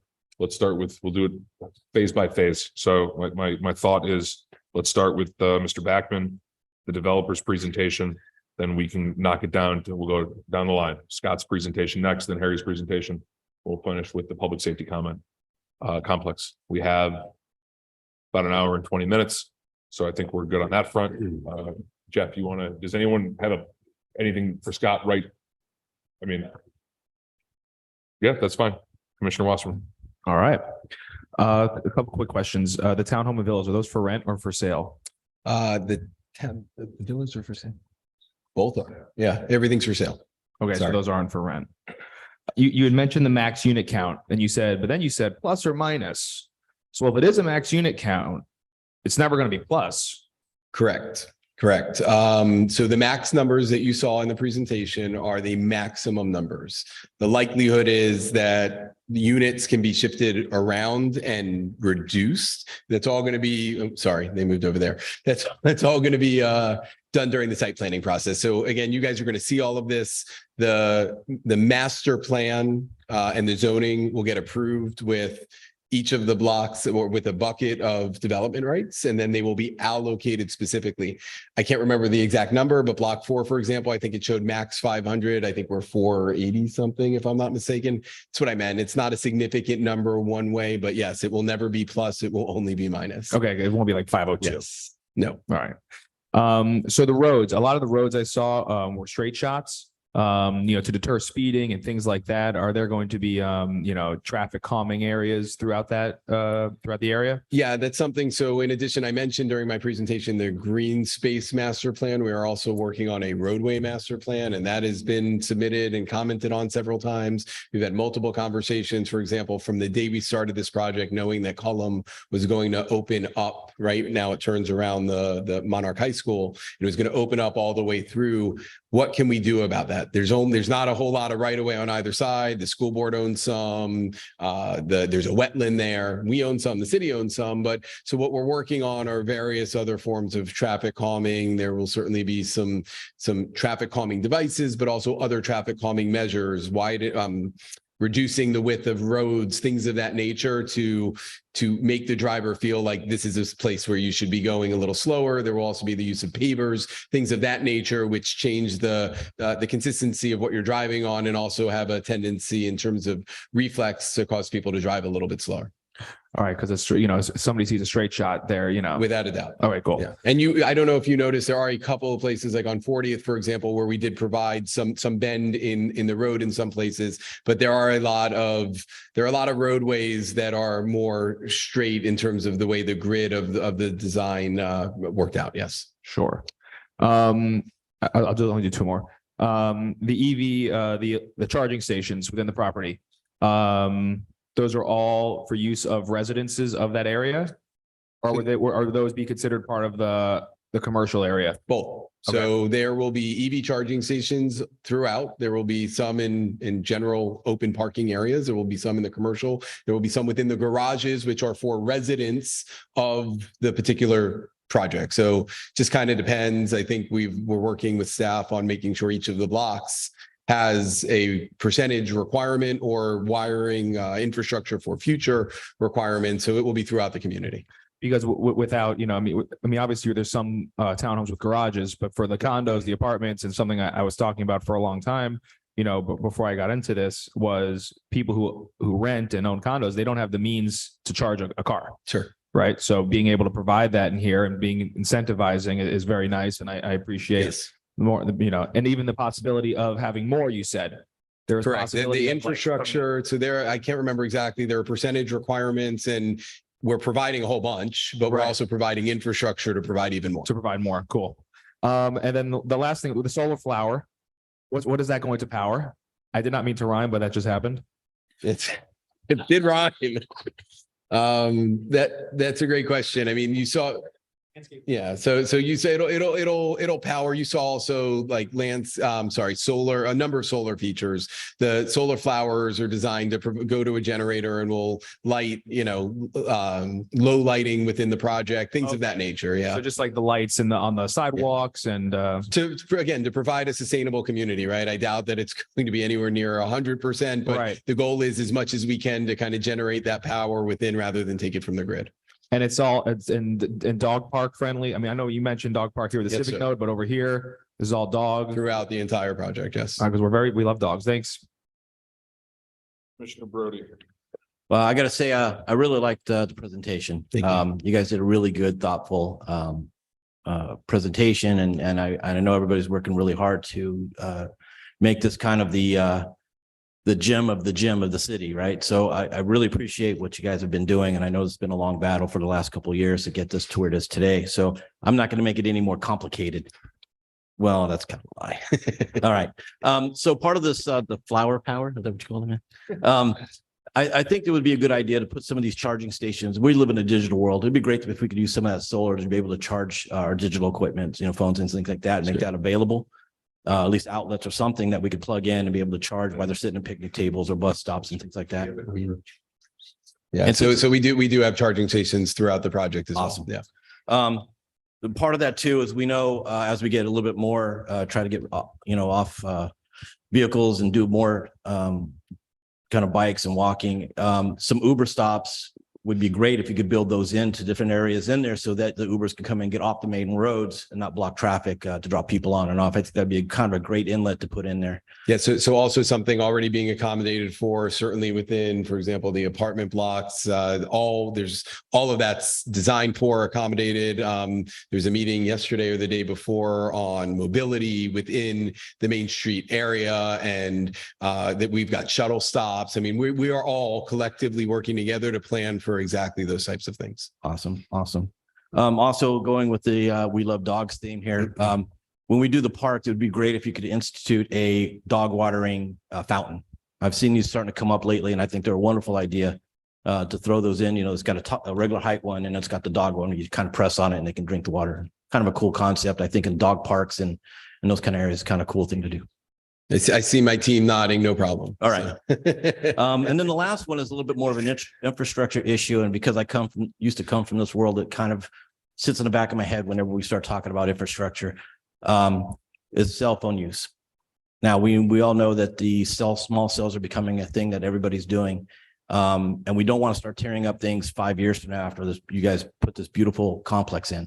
I think it would be a wise idea to get with some of the carriers and start putting some small cells in the plan to develop so that we have coverage in these parks and the E911 especially, because that's a huge thing that the carriers have to go through. And with all this amount of people we're going to be putting into the space, that's kind of a good thing that we can kind of do as it's open ground. Sure. And they will work with you, by the way. Yeah, so obviously, as you well know, all right, from your history, but that's something that we would typically do. It is super important to us as we're designing development projects to make sure that there's service available. That in a lot of these buildings, there's also going to be workspace, right? All the need for the Wi-Fi and cell service to really work efficiently. So our team will absolutely be coordinating, probably talking to multiple of the different private carriers to see what works best for this project. Awesome. If you ever need to leave tonight, let me know, because I know the guys will Yeah. bug about that kind of stuff. Appreciate So, it. Thank And you. on that note, I just want to mention, I have actually brought in Cityscape and I've shared the master plan with them.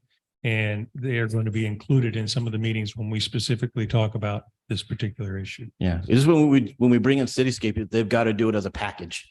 What we don't want is like 6 of these things in a row. And there's a way to do it where they camouflage them a little bit with Yep. cylinders and different ways of doing it, but make sure they understand that it's going to be a multi-carrier use point. Thanks. That's all I got. Thank you, Commissioner Brody, Commissioner Railing. Okay, a little overwhelming, but wonderful. Thank you. Very exciting. Great presentation. Thank you. On that note, are we or are you laying the ground for fiber optics Yeah. before building? Yes. Yeah. Yes. So that will also be underground. Yes. Okay, great. I think all of our utilities will be underground within the Okay, community. great. Yeah. Yes. The whole project reminds me almost of Battery City. When batteries, of course, on a larger scale and skyscrapers in Manhattan, but same concept, very exciting. What I wanted to ask is that when there's going to be a lot of residential space in there, of course, units. And it's only human nature to get very possessive of our space. The way the Main Street is laid out, we want to make it welcome to all Coconut Creek residents, right? Absolutely. So with that in mind, I'm sorry, but I couldn't actually visualize the roadways and how private some of the streets can be as far as for our other residents to get to our common elements. So I was if I could just have some clarity on that or Just need to bring get up back. a screen to show me, please. We have a graphic that shows the You want this? walking paths and the connections through the whole area. Yeah. Thanks. Great. Thank you. Just a second. And while we're waiting, how close the parking lot with that screen conception? The visual, that's a great conception, but how close would that be to residential area buildings? The idea of the parking structure that's shown graphically is that main central plaza is designed so that if, for instance, there was a bigger event, the streets surrounding it could be closed and could be open and a part of the activity. So it's at least a street's width away from the green. But if we had a bigger event, you would close the streets and it would become part of a street party. Okay. So the garage would be set just, within that private property line, there would be at least that 40, 50 feet away from the green. From the green. But depending on the size of the event, it might flow into that space. All right, thank you. All right. Should be, okay. So this is the kind of the rendered site plan. Does the clicker have a pointer on it or? There you go.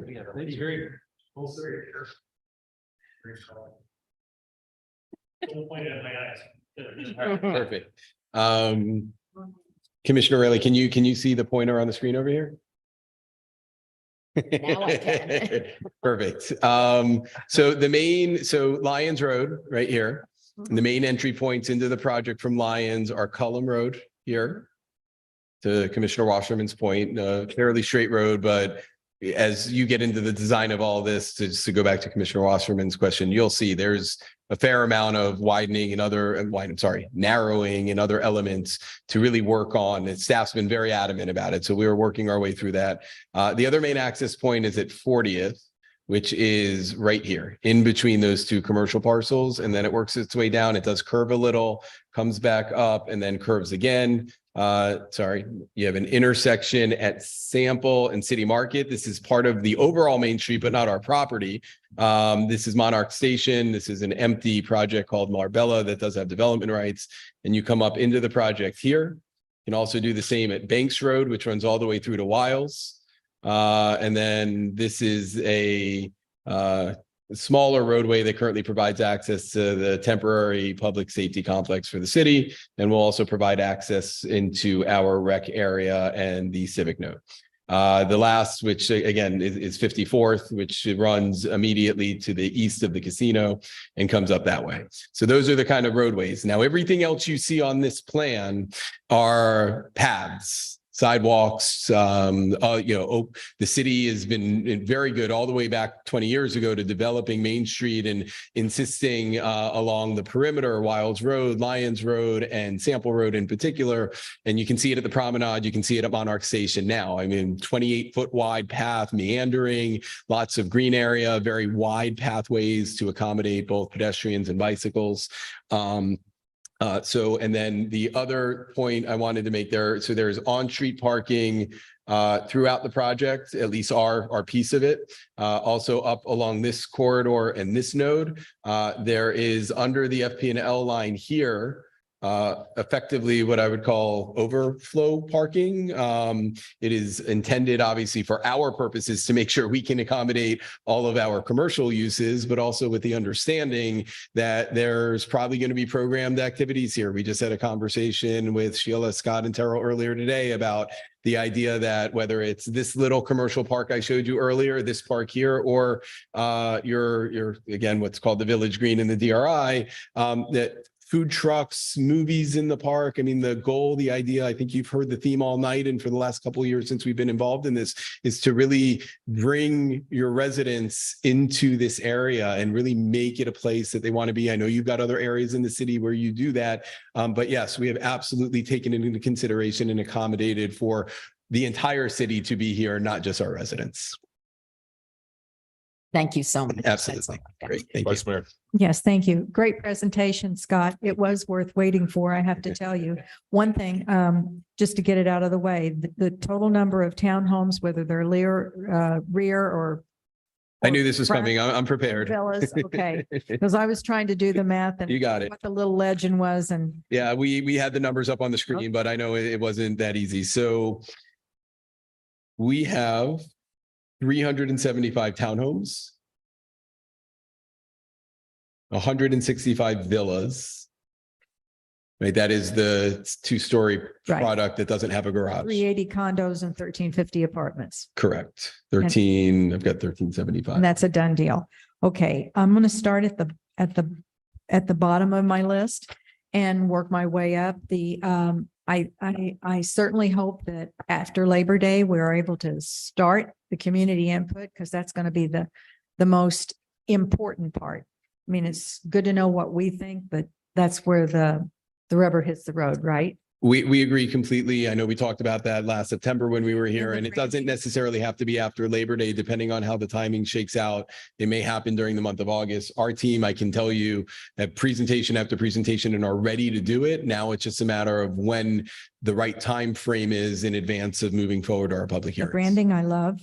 Thank The you line very much. throughout Thank Really you. takes the theme and Yeah. continues it. The utilization under the FPL easement is really going to connect, just like you said, all of those little pocket parks and on up to the civic node. The bridges, I hope they're wide enough so they can accommodate a number of different means to get across those bridges and to the different places. But definitely home run. All of the features that are listed for the solar, I especially liked the solar on top of the parking garage and the turbine. I mean, maybe Now the one at Silver Spot will have a friend. The roundabouts, I am sure that is being considered as one of the calming devices because they certainly seem to be a means to calm some of the traffic problem areas. And I can tell you for one, those folks that live east of Lyons, opposite this property, will be very happy once we're able to get a stoplight at the corner of Cullum Road and Lyons. I think it will bring safely more traffic into the area and rather than just being in their cars. The renderings, I have to say, don't kill the messenger, but of the condos, I'm going to use Sheila's word, the fenestrations. Didn't see a lot of that. And I think that's what sets like the Uptown product that you have there in Boca. I just love. I mean, so I'd love to see more and make us look like the product is very upscale. Sure. I'm just saying. But I love the presentation. I think you hit a home run. Thank you very much. Thank you. I'll give you a dealer's choice. Do you want the good, the bad, or the ugly? You can pick it, Mr. Backman. What do you want? Let's start with the ugly. All right. Well, I think the ugly is when you have this map up and you're looking at your zone, go to your northernmost red block. And I know you anticipate using that in some sort of. This here? Yeah. And my only issue with that is what are in none of the renderings are giant high-powered FPL voltage lines. Sure. So the ugly component is if we're attempting to use that for some sort of outdoor civic space, people don't really want to be doing things outdoor under high-powered voltage lines. Just a thought. We can't do anything with it. We can't change it. But I think candidly, for future renderings, I'd like to see renderings with the FPL lines. Okay. I think it's a fair rendering for us all to have a little better component. That was the ugly. Next, Pat, what do you want next? Let's go with the good. All right, the good. Go to your first slide where you have your timeline. I'm sorry, the first Your slide. first slide where you have your timeline. Timeline, last slide. Got it. And this is, I'm saying this, you know, you can support me, you cannot. This is more for my staff as well. Ever since this one, ever since I got on the commission, I've personally, and that's in 2015, Sandy, I think maybe has one more on me. But you don't know where we're going with that. Yeah. And I think and Becky's here, and I think Becky's probably seen maybe 4 different developers that have come through on this project. I can tell you I've seen 3, you may have seen 4, 3 or 4. And Becky's probably seen 5 or 6 different developers that have come. This is the farthest that any developer has come. So this commission and my staff, and Madam Brooks needs to hear this. If this is the developed group that we want to do this, which I believe it is, we need to keep to a timeline because I understand there's agreements here. I would like to see things on our agenda with phase 1. Now, let me be clear because I asked you this morning and you answered it very clearly for me. Phase 1 of this is essentially a DRI amendment, a PMDD rezoning, a master plan and a development agreement. Fair? Fair. None of that has to do with architecture of any building. Fair? Yes and no. No, there's architectural components associated with the PMDD design guidelines. Let me ask the non-biased guy. When we're talking how something will look, not the design standard for it, those site plan requirements will come later. Is that fair, Mr. Stoudemire? Not exactly. There is enough detail required in the PMDD, the master zoning for this, that is very important to how these buildings will look. Okay. So that's then I'm okay with that, but the actual site plans are coming later. They're coming later. And that will be an opportunity for this commission to deal with style issues. Yes. Okay. That's issue number 1. I'm a big fan of moving the ball forward with this because the reality is the more we delay this, the less chance this group is going to be saying, we're just going to stick around for 4 more years till it gets done. I'm not okay with that. I want to see this. And you have brought the least dense project of the 3 that I've seen, and probably the more than Becky's seen, candidly. So that's the good, which I like and I support, especially with density. Now you know what the last one is, right? bad, right? Go for it. What have I said since day one that has not been mentioned here today? What's the one thing I have an expectation to see in this development? Oh, now you're putting me on the spot. You don't remember? Does anyone know? Oh, we got an education component. Every single resident I have talked to, their biggest concern is taxing our educational resources. And I have said since day one, we need an educational component in this in some capacity, in some way, shape, or form. Sure. Okay. And I understand, and Sheila, you can address this. We had a brief conversation about it today. Can you go to the last slide that we were looking at when you were addressing Commissioner Raley, because it segues into my final point and a real question, the map plat. We as a commission need to have a real conversation to what we're going to do with the butterfly lot. Okay. And I say it like this. I had a conversation with Mr. Backman this morning, and I appreciate your clarity saying any education company that wants to do business here will purchase land, but cannot purchase land at the price they're paying per acre. I really appreciate you clearing me up that this morning. So the only option we have is either shaving off parts of our butterfly lot to give to them so they can sell land cheaper to a potential school, right? Sure, that's an However option. you want That's an option. Sure, there are However many. you want to have a Yes. conversation, or have some sort of land swap in some capacity, because an additional land swap, and I say it because any charter school or any educational component is willing to pay for the land, but they're not going to pay $1 million an acre. They're going to pay 100,000 or 150,000 an acre. And that has to be, in my mind, if no one agrees with me, it's okay. But I cannot imagine community buy-in to the size of this project without an educational component for all those people that are going to be worried, because every school in the north end is at capacity. We talked about the school component before, But- and we talked, We talked about it, but no one talked about it today. Yeah, I'm glad to hear it, Sam.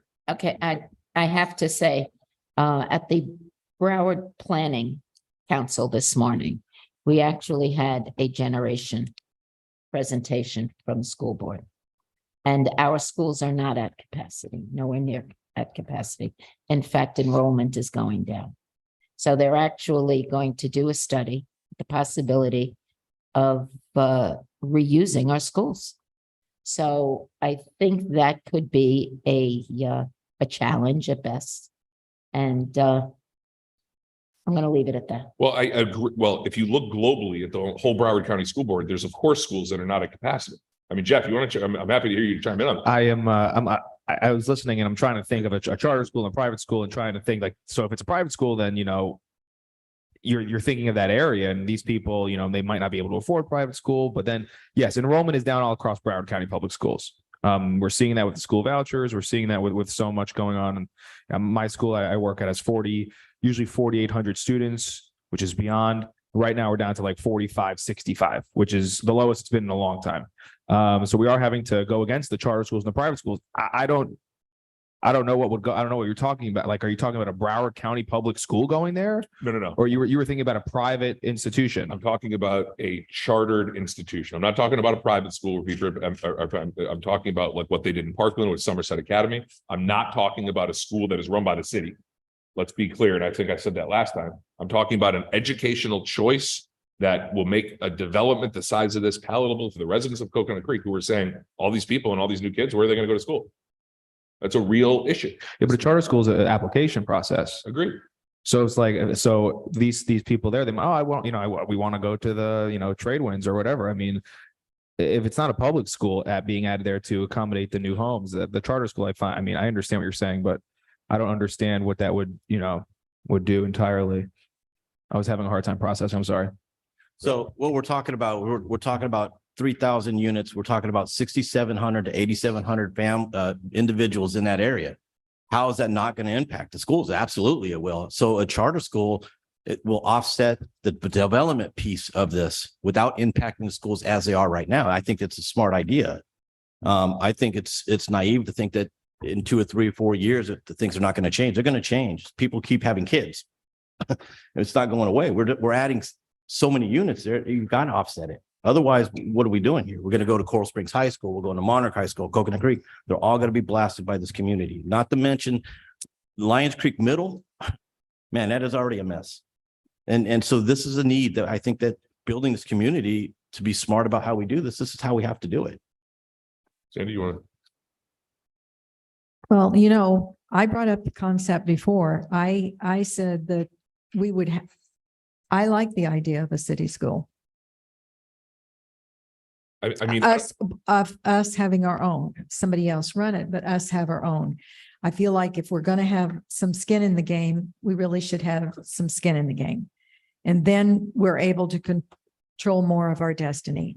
I think there's a lot of options. And I think. step And I one- thought the last time we were supposed to have been given some of those options when we had this conversation the last time, Josh. Do you remember I that? remember, and it just And fell we- off a plateau. And we were going to be looking at some benchmarks of best practices of other cities. I mean, I think so. Mayor, sorry, you mind if I chime in? You don't even know what you're getting into. I just want to give the commission a little bit of background because I think we introduced the charter school at our August of 21 workshop as an option. It was a conversation we had with staff as we were leading into the workshop. No one was really sure where it would end up. We were interested in pursuing the opportunity. We educated staff a little bit about what we were talking about, which is Molto, you mentioned Somerset, Franklin Academy. I don't know, there are 3 or 4 other very reputable charter schools out there in the market. We got some general direction at that first workshop. Sure, explore it, let us know, continue to talk to staff. And so we did. I believe it was still on our plan last September when we were here. And I think that is what Vice Mayor Welch is referencing with regard to maybe some more direction and things of that nature. And the conversation that the question that the mayor asked of me this morning while we were speaking, we explored it to the hilt. I will tell you, there are multiple private reputable charter school operators that are very interested in being here. There's no question about that. The issue that we ran into as a private developer and the cost that we are paying for all of this land, we had lengthy meetings with a couple of different charter school operators. They wanted to be here. Our numbers were this far apart. I mean, there was no possible way without some help we were going to be able to do it. We at that point communicated with staff and said, we're going to move in another direction. We like the idea. We agree with you. We think it provides from a developer standpoint, from a sales and a renting standpoint, it's phenomenal. We would love nothing more than that. We kind of reserved block 16, that brown area down off of Banks and Sample, with the idea that we would do one there. We can't. Unless, again, we're happy to participate in further discussions. There are options available. We're happy to give you the contact information for the people that we spoke to, and you all can pursue it. I just want you to be aware, there's absolutely interest. It's not financially feasible for this development, given the price per acre that they can pay for what they need and where we are with regard to this particular development. Thank you, Scott. Jackie. Yeah, the thing I worried about, and I worried about this from the very beginning, was the traffic and the safety of the residents, the kids. Sure. You see what kind of traffic a school generates, especially drop off, pickup. This could be a major problem, especially you have Monarch there. This could be a big issue. So I would think twice about putting a school right in the middle of our main street. Well, I don't think anyone's talking about putting it in the middle. It's not in the I mean, middle. there is nodes that have It's on direct access Sample. to Sample Road and Banks Road. Candidly, that's my, Sandy, go ahead. You want to back onto Sample or I'm not Lions. No, I'm just saying, not you personally, of course, I'm using the collective you, but that could be a major issue. And there's also nodes in the Butterfly lot that if the city would need to step up. I mean, listen, it's a consensus issue. I think, and Sandy, please. You said you wanted to say something. Yeah. Well, I think we need to weigh in. I think we individually need to weigh in. I thought that it was still on the table from September. Okay. It's discussion and the options were still being considered. I was kind of taken aback. Well, let's make it real easy. Either yay or nay, giving direction to staff that there's an educational component in the school, and they can figure it out after. Wasserman, yes or no? Consensus time. Direction. No. Brody. Yes, absolutely. Jackie. No, Sandy. Yes. Me, yes. So staff has direction to pursue an educational component with whether it's Butterfly lot land or some other land swap to make it convenient. My final thing is security, Scott. Jackie was asking about the roads. Are all the developments going to be private and secure? Well, they will all be secured and they will all be private, but they will not all be fully gated. And this is a conversation we've had a number of times. We've been working with staff. I believe both apartment communities will have forms of gates, but still forms of access, pedestrian, et cetera. Several of the townhouse blocks are fully open, and some of them are gated.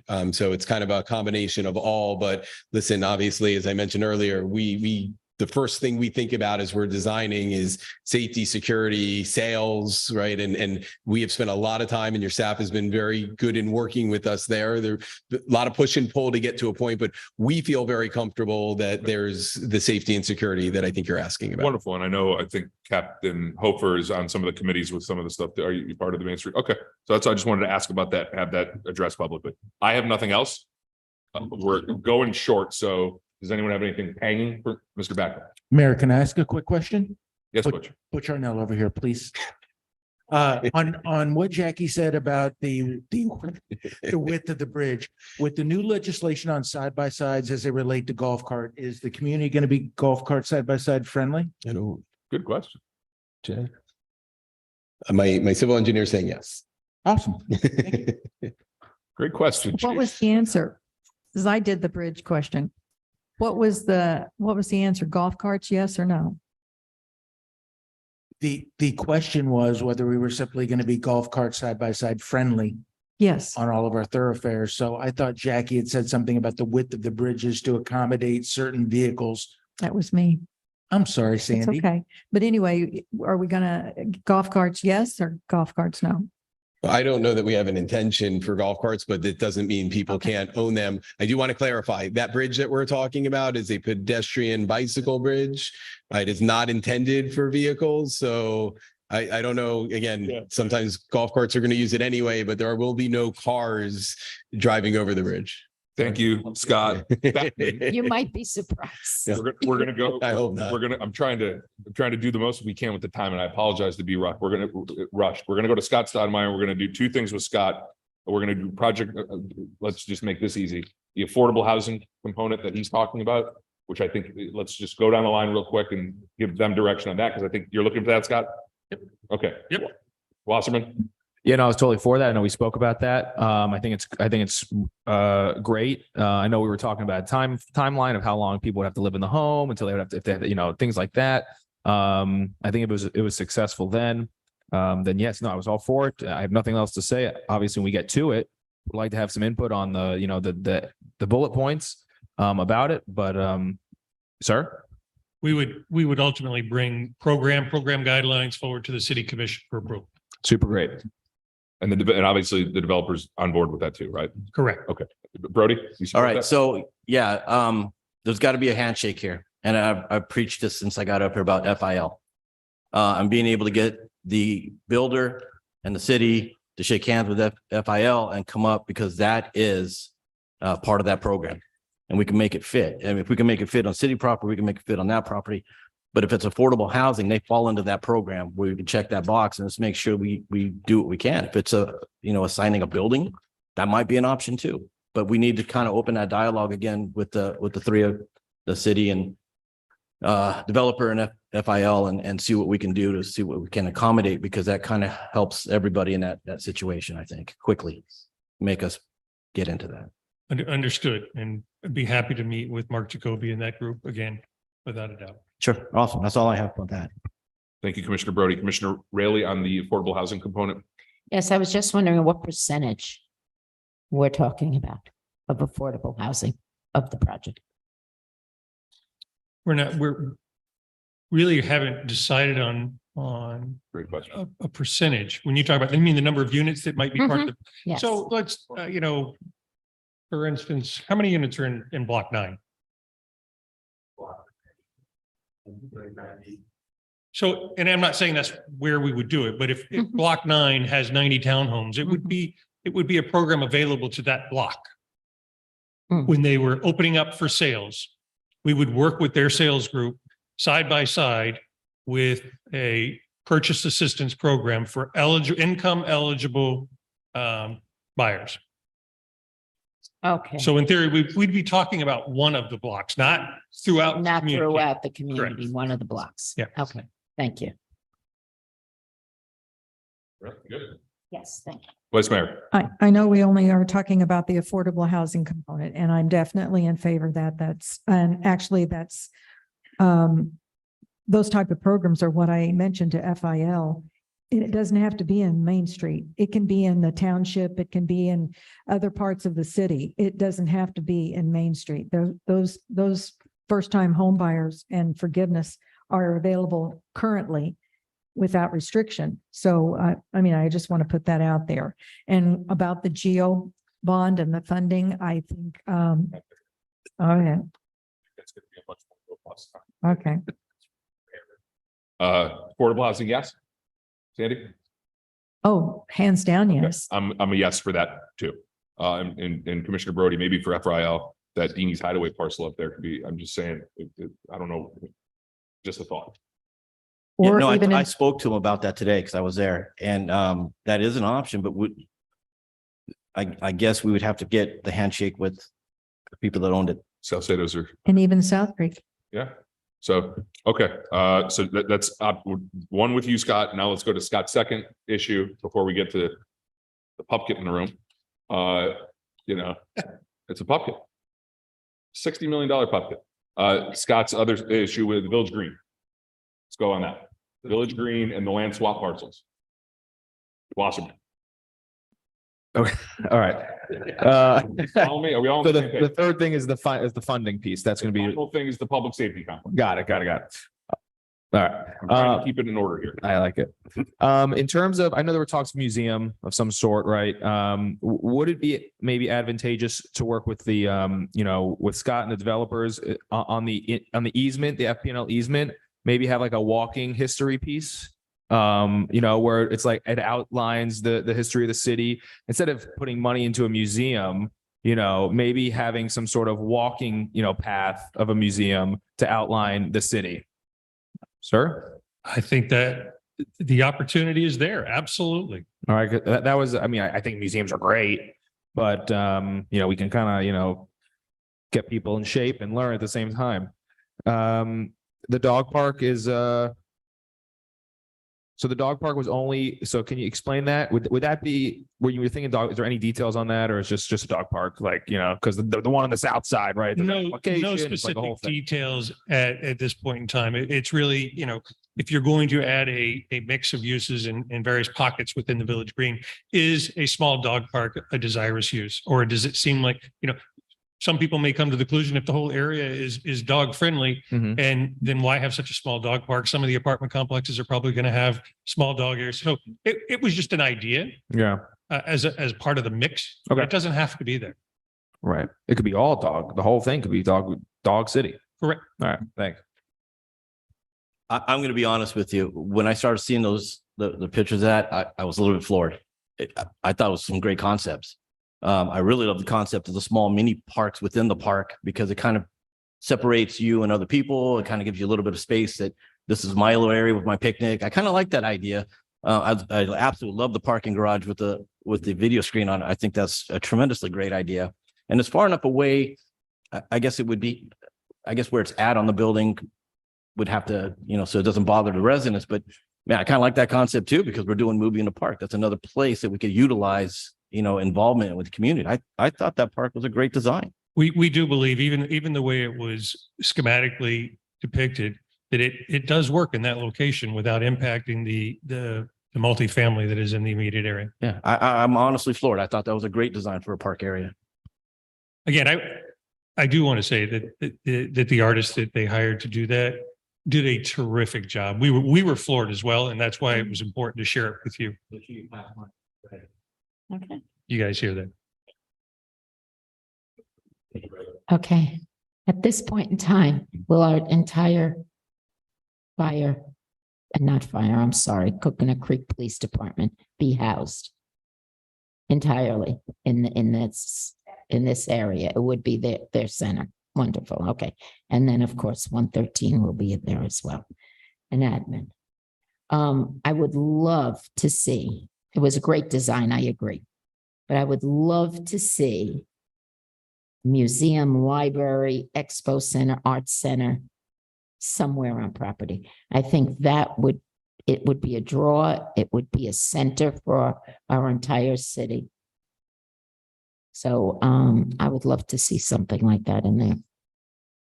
Other than that, other than some shaded areas over that, the stage area, I thought that was great. I love that design. That was almost like Bayside design, and I really like that. So just some shading over that, but that's getting in the weeds. So, but I'm good. Thank you. The open venue it offers such versatility and for many, many types of activities, unlike our parks where you have restricted fields for this, that, and the other only. This just opens up so many possibilities in that space and can quickly turn them around. So I love it. But if we are going to have a dog park, that one just looks like a postage stamp. It's kind of like an afterthought. That's all I'm saying. And I am a pet lover. Oh my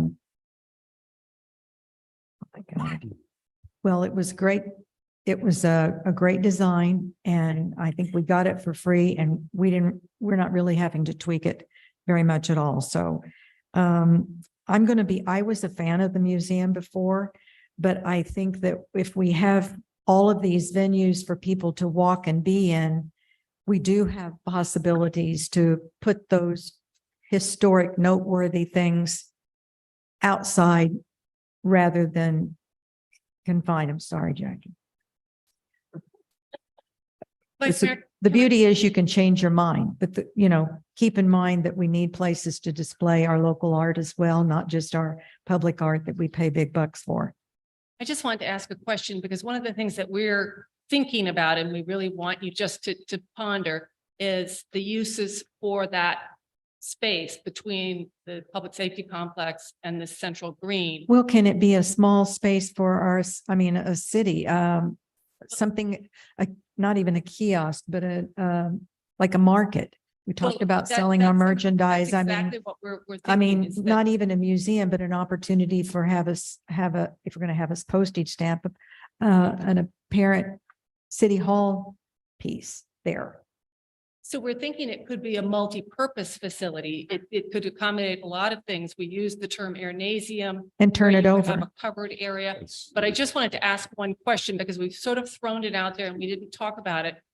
There is Full some picture. thought of working with the developer on a potential commercial lease. And I just wanted to throw that out because, there are users where there's chicken and pickle. There are other users that are doing This is active commercial activities that might be an opportunity. And I just wanted to question if you're open to us continuing to have that kind of dialogue with a potential commercial user. It's not guaranteed. Give me an example. Like what? Like, for instance, Chicken and Pickle is the one that we've talked about in the past.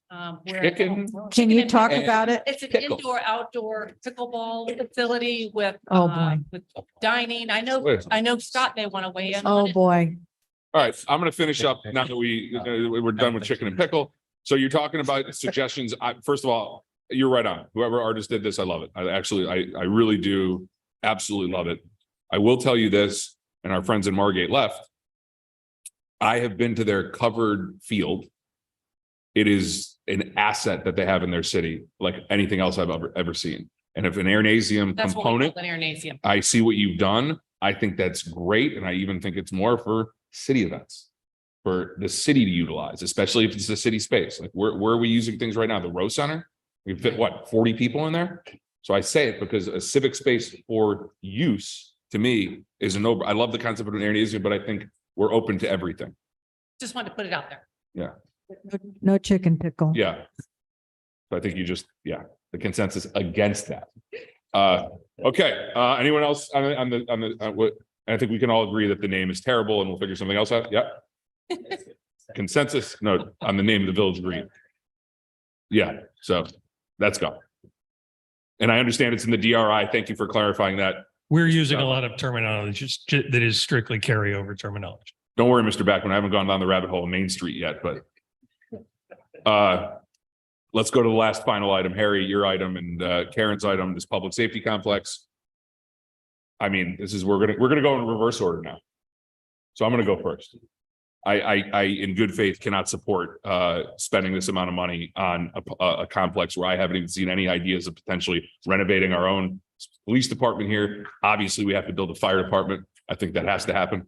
A fire station. I think administrative offices could be worked into that. A fraction of the cost. I'm not, so I can't, I'm just saying this, everyone could disagree with me. I can't support moving the police department there. I would like to see what we can do here in a creative capacity. I think that is far too much money to pay for a public safety complex, especially in these days. And the comparisons to Hollywood, that the Hollywood building, I've been in there. It is a dilapidated building that was built about 25 years prior to ours, right?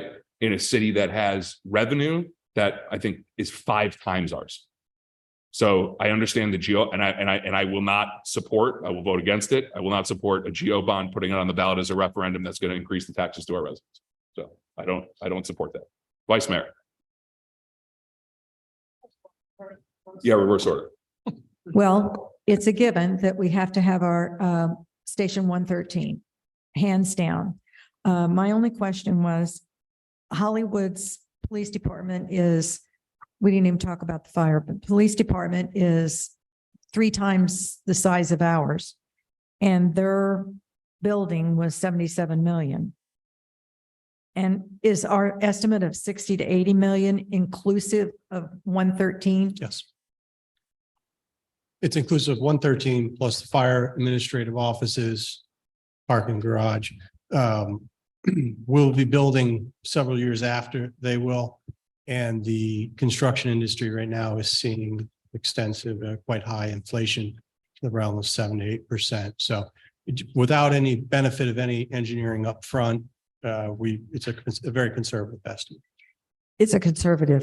Yes, and that's the whole point of doing a concept plan that would do a little bit of investigative work on the site, elevations, soil conditions to determine. So we don't have the finance side of it. What would the geo bond, could it rightfully equal in the way of taxpayer millage rate? I have it, but it'll take me a minute to. I know you do because you are the finance guru. And I will tell you this, that some of the Hollywood elected officials do believe that that complex is going to be well over $100 million.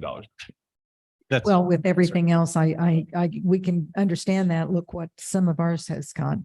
Because, we have looked at expanding and improving our fire department facilities since I've been on, probably before. And this is the opportunity to put all of our public safety in the middle of our city where it can be collaborative, if need be, for EOC purposes, for a number of things. So I'm just going to stop and let her tell about the numbers. For a $60 million geo bond. It would, what value home would you like me to look at? Well, all right, let's look at the, 450, median price in Coconut Creek. Oh, it's let's not. look at the Well, it 300. goes 350. So for 300, Yeah, 300, we're looking at annual charge of about $215. 215 excess in addition. In addition to the regular tax bill, For how many years? 30. Well, I appreciate that. And I think that's something that would and should definitely be communicated to the residents when or if the rest of the commission chooses to go that route. I am going to support it.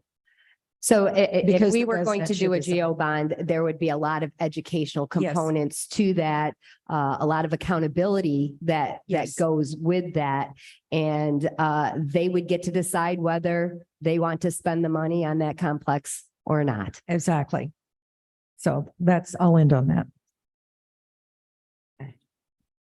I think we have to do something for our police department. I've toured that facility and I think it would benefit our residents and the safety of our city if they were working more efficiently and had more space. Not just more space, more equipment, more area to put in as we progress technologically. So I would pursue this. All right, look, I have a huge heartburn with this much money. I have my grandkids having to pay for this facility. When we haven't even explored the idea of what it would take to gut the police station as it is and do a remodel there, and knock that barn down that's next to it and add a building onto the next side of that, because the barn's not really useful. You got 7 motorcycles? Is that what we have? 8 motorcycles in the storage over there?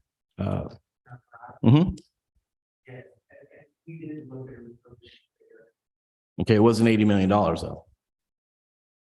When Jim Berkwin was Public Works Director, we looked at making in revamping our entire current facility and putting an outbuilding and making the garage a 2-story building. That concept was looked at and it was deemed to be cost prohibitive and just about as much as building a new facility. That's all I can tell you. And this was a few years ago when Jim was here.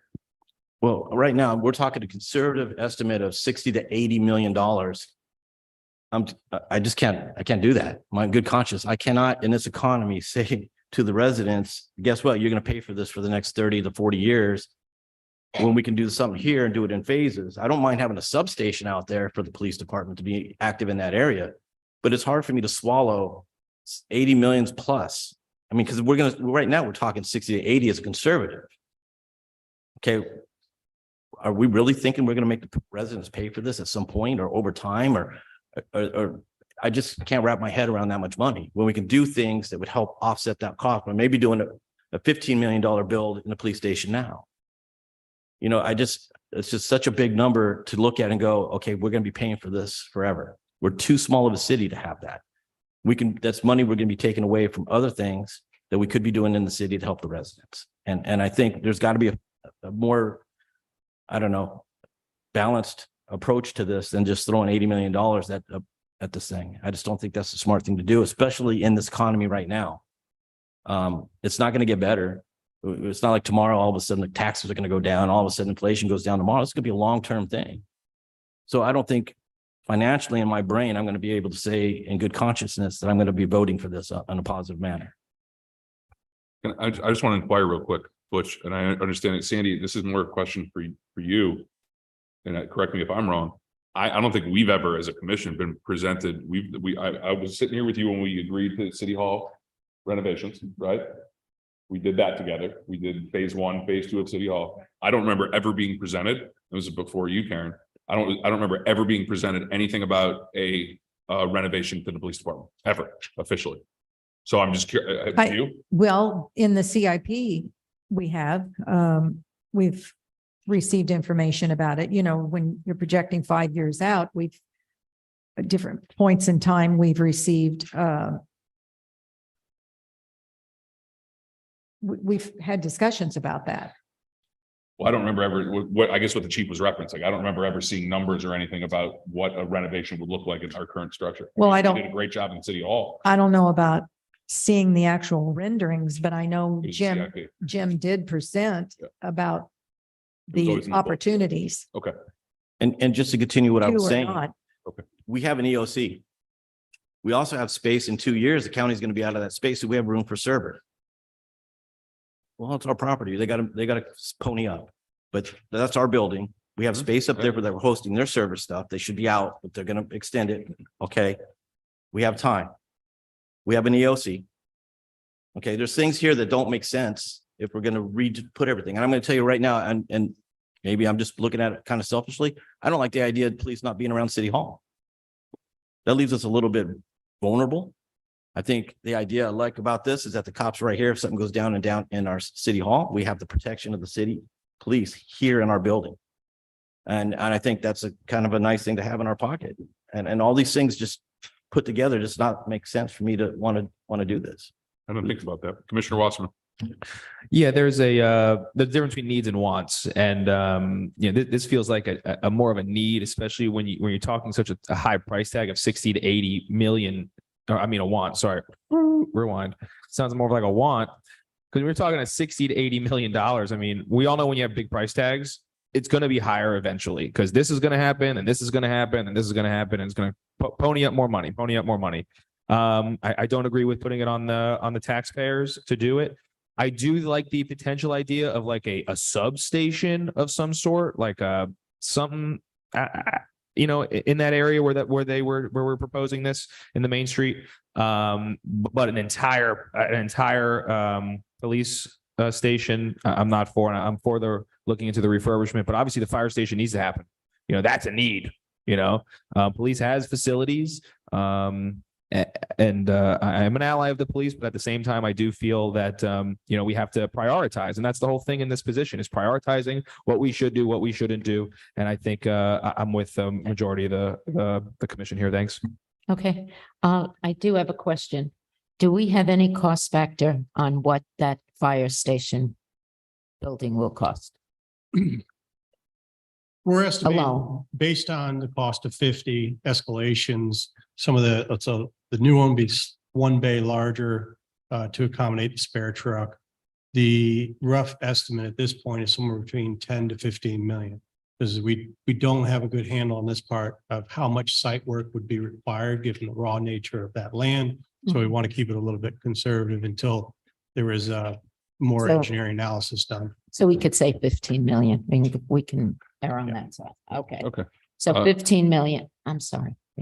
I apologize. Go ahead. Okay, no worries. Now Hollywood is, do we have any solid figures on what that building would cost if we added the PD to that? I know we have Hollywood numbers, but those numbers are not us. Again, they have 450 employees. We have 180, 165, I believe, that will be housed there, that will be equipped.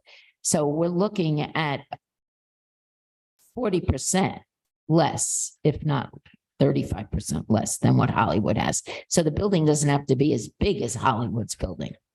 Correct. So I just would like a number, a ballpark figure. Hollywood's facilities plan to be 98,000 and change, call it 100,000 square feet. Right. What would Plus we need? their range facility and a large parking Mhm. garage, communications tower.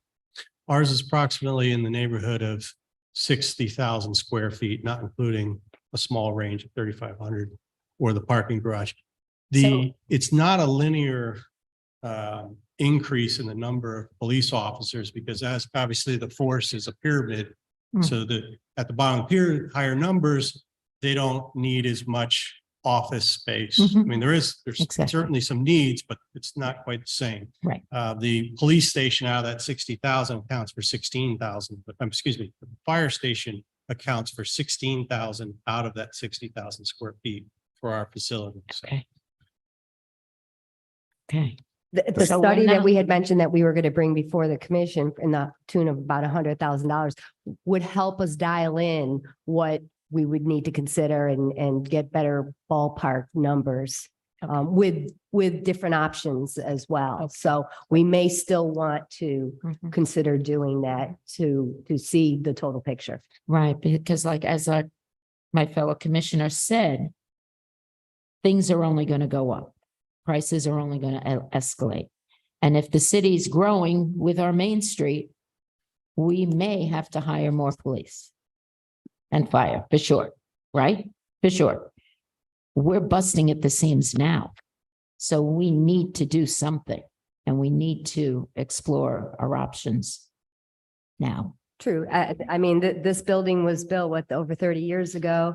I mean, all departments, but the police department included, have come a long way in technology advancements. And there's just a lot of facility pieces within the department that we simply don't have. Right. That is needed. Yeah. versus And I want to make it clear too for my constituents, I'm not looking to put a price tag on them either, but some things are necessary. Thank you, Commissioner Riley. Let me just go down the line. Finally, Mr. Backman, do you have any items that you would like the commission to address and regarding direction, consensus, anything? You good? Mr. Stoudemire, I know you asked for some direction on some points. Hopefully I clarified it. Yes, and I think we got good direction tonight. Thank you very much. Okay, Harry, you got probably not the direction you were looking for, but you got a little direction tonight. yes, we're here to provide you options. Madam Brooks, is there anything else that you believe that we should be addressing in this workshop? I think we've covered quite a bit tonight, and this is not the last that we will have. And we thank you for the opportunity to present. And just, Mr. Backman, I'll leave you with this. I think that I think my colleagues can chime in on this in public outreach. I think the two biggest things that people are going to be concerned with in this city, traffic and education. So I will leave it at that. Our workshop's adjourned.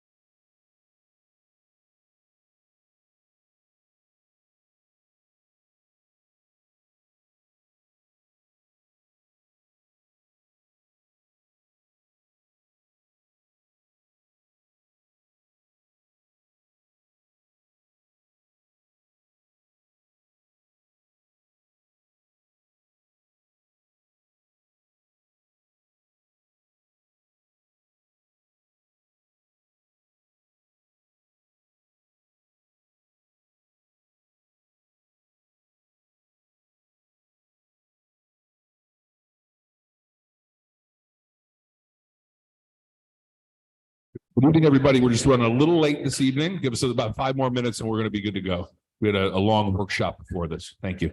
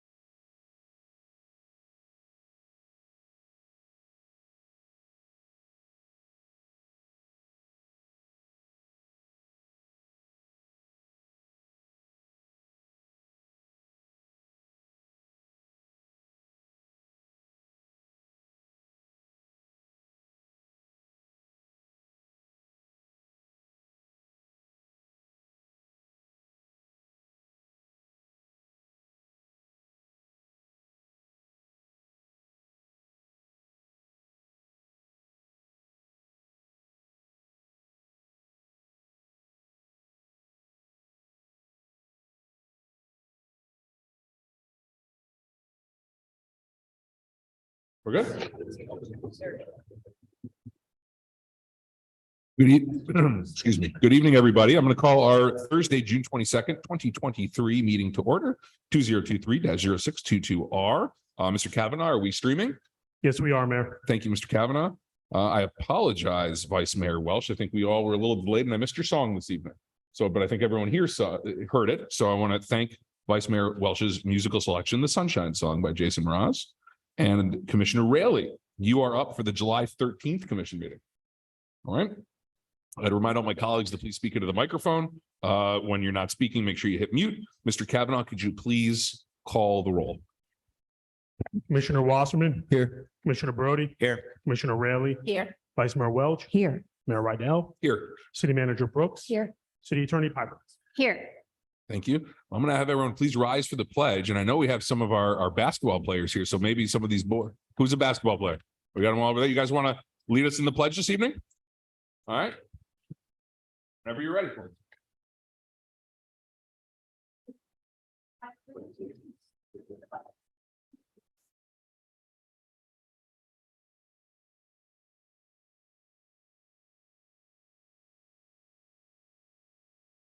Thank you. Good job. This meeting is being conducted live with a physical quorum present. The procedures for public comment will now be explained by our city attorney. Madam City Attorney. Thank you, Mayor. The material for today's meeting is available online at www.coconutcreek.net. Members of the public were advised in the notice for this meeting that they could address the City Commission by emailing comments not exceeding 400 words to commissioncomments@coconutcreek.net or by calling 954-973-6772 to leave up to a 3-minute comment on the city's dedicated public comment voicemail. The city provided a simple set of instructions explaining how the public may submit their comments, which were published in the notice and on the city's website. In addition to all live public comment presented at today's meeting, all public comments that were received by email or phone message prior to noon today will be included as part of the record for this meeting and will be considered by the City Commission before any action is taken. Thank you, Madam City Attorney. We have our first presentation this evening. Melissa, are you presenting? Wonderful. I'm going to call Melissa C., one of our Parks and Rec supervisors. We have a presentation of the Coconut Creek Mayor's Award for the 2023 Boys Basketball League. Melissa, I'll turn it over to you. Thank you. Good evening, Mayor, Vice Mayor, Commission. The Parks and Recreation Department, in conjunction with league coaches, annually nominates and selects recipients for the Mayor's Award from a diverse field of participants in each league. Selection is based on teamwork and portrayal of good sportsmanship throughout the season. This year's awards will be presented to 2 players from our 2023 Boys Basketball League who exemplified outstanding sportsmanship and promoted a positive experience for all participants. Tonight with me, I have Vinny Cardarelli and Drew Tannenbaum, who assisted with the league. And our first recipient from our 13U middle school division from the Mavericks team is Ryan Marion.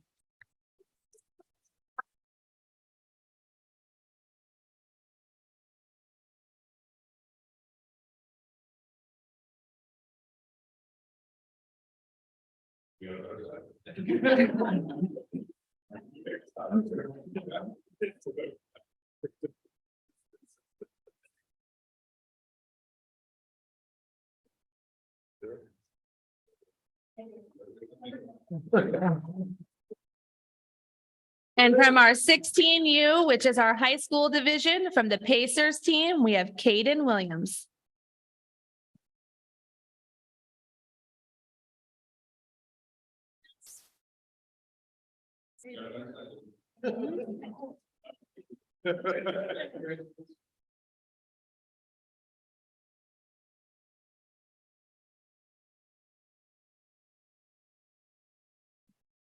Thank you.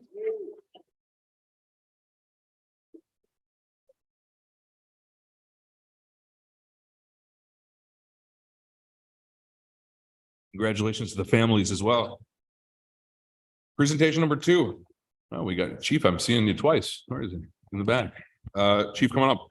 Our second presentation is a presentation recognizing Lieutenant Ryan Markin, Sergeant Dante Tanfula, and Officer Justin Abram with the Florida Police Chiefs Association, FPCA's Life Saving Award. Chief Ciampino from Pembroke Pines is here. This is the second time we're actually seeing each other today. We saw each other earlier. I just want to comment that I think your words were amazing today. And I look forward to your presentation. I turn to our chief, Butcher now. Good evening, commissioners. I'm just very, very pleased to present to you a very good friend of mine, and believe it or not, a very good friend of Coconut Creek, and that is Kip Ciampino, Chief of the Pembroke Pines Police Department. Kip serves as currently as our Vice President, the Broward Chiefs Association. And he also serves as a district director for the Florida Police Chiefs Association. And it is in that role that he is here tonight. And I would add that he had a marathon commission meeting last night. And even though he's here at 7 p.m. to present to our officers. So I wanted to personally thank Kip.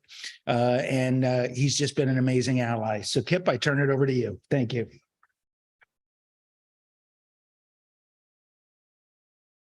Well, thank you very much, everybody. It's my honor to be here. I always wanted to see what the north end of the county looked like. And it's very nice, by the way. So I guess the best thing to do is to have these 3 officers come down. What do you think? Good idea? Yeah.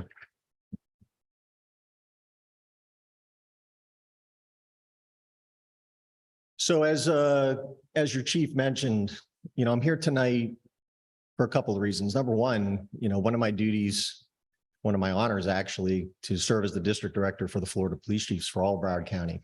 And for this particular moment, for many, many years at Pembroke Pines, I served on our awards committee. And it's an unbelievable honor to read what occurs in our city or in your city, in this case. And the Florida Police Chiefs Association is no different. They have an awards committee made up of chiefs from all over the state. And they receive many, many nominations of various award types. But obviously one of the biggest ones has to do with saving lives, which is exactly what occurred in this situation. So it's my honor to present this, to tell you a little bit about it if you haven't already heard about it. But at the state level with the Florida Police Chiefs, it was honestly a no-brainer to award this to you all. So with that, let me tell you what happened. This award is designed to recognize police officers for an exceptional life-saving act that places their life in danger. As you know, police officers put their lives on line daily to serve and protect their communities. Police officers also save lives, and we are here today to honor Lieutenant Ryan Markin, Sergeant Dante Tanfula, and Officer Justin Abram. The 3 of them, back on December 22nd, were working, and when a call was received indicating someone had driven a car into a lake at Tradewinds Park. Obviously, the park owned by Broward County, it's one of the largest parks in the entire county. Upon arrival, these officers saw a gray Toyota Camry in the water well away from shore. The officers immediately entered the water to save the driver, who was a 21-year-old woman from Pompano Beach. And it was clear that she had intentionally driven her car in the water, and she refused to help officers when they got to the car by rolling her windows down and getting her out of the car. She had a firm grip on the steering wheel as the car started to sink. She was refusing to let go. Sergeant Tanfulla was able to partially get the driver's side door open after the car became fully submerged. Officer Abram broke one of the windows and he cut his right palm of his hand in the process, requiring stitches later. The young woman resisted all the way, keeping that tight grip on the steering wheel. Finally, the officers got her to let go and they all surfaced. The officers swam back to shore where paramedics from the Coconut Creek Fire Rescue were waiting. They took her to a local hospital to get the help she needed. As I mentioned, Officer Abrams' wound required stitches to close. On the bank of the lake, the officers found the young woman's driver's license, a cell phone, and a suicide note. It was clear that they had saved a life. An officer later went to the hospital to try to talk to her, and she declined. The hope is that she recovers and realizes life is worth living. And for their work in giving the young woman that opportunity to turn around her life in a positive direction, it is my honor to award Lieutenant Ryan Markin, Sergeant Dante Tanfulla, and Officer Justin Abram with the Florida Police Chiefs Association 2022 Life Saving Award. So congratulations.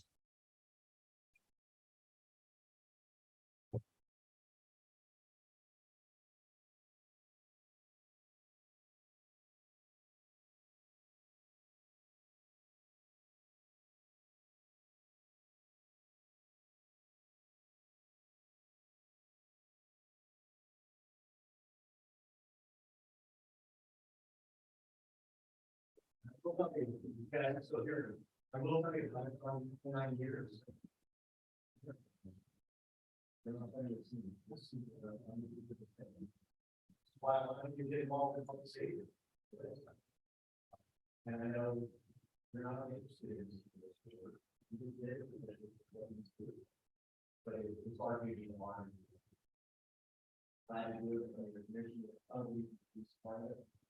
Residents, you're not part and with that.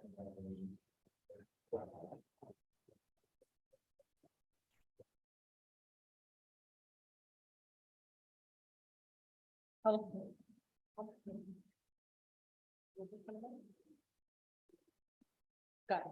Got it.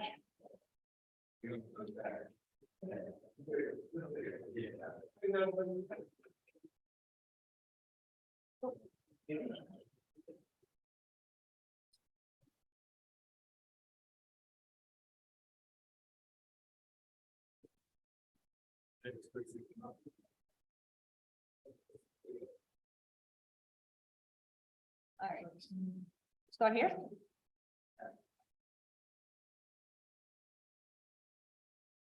Thank you.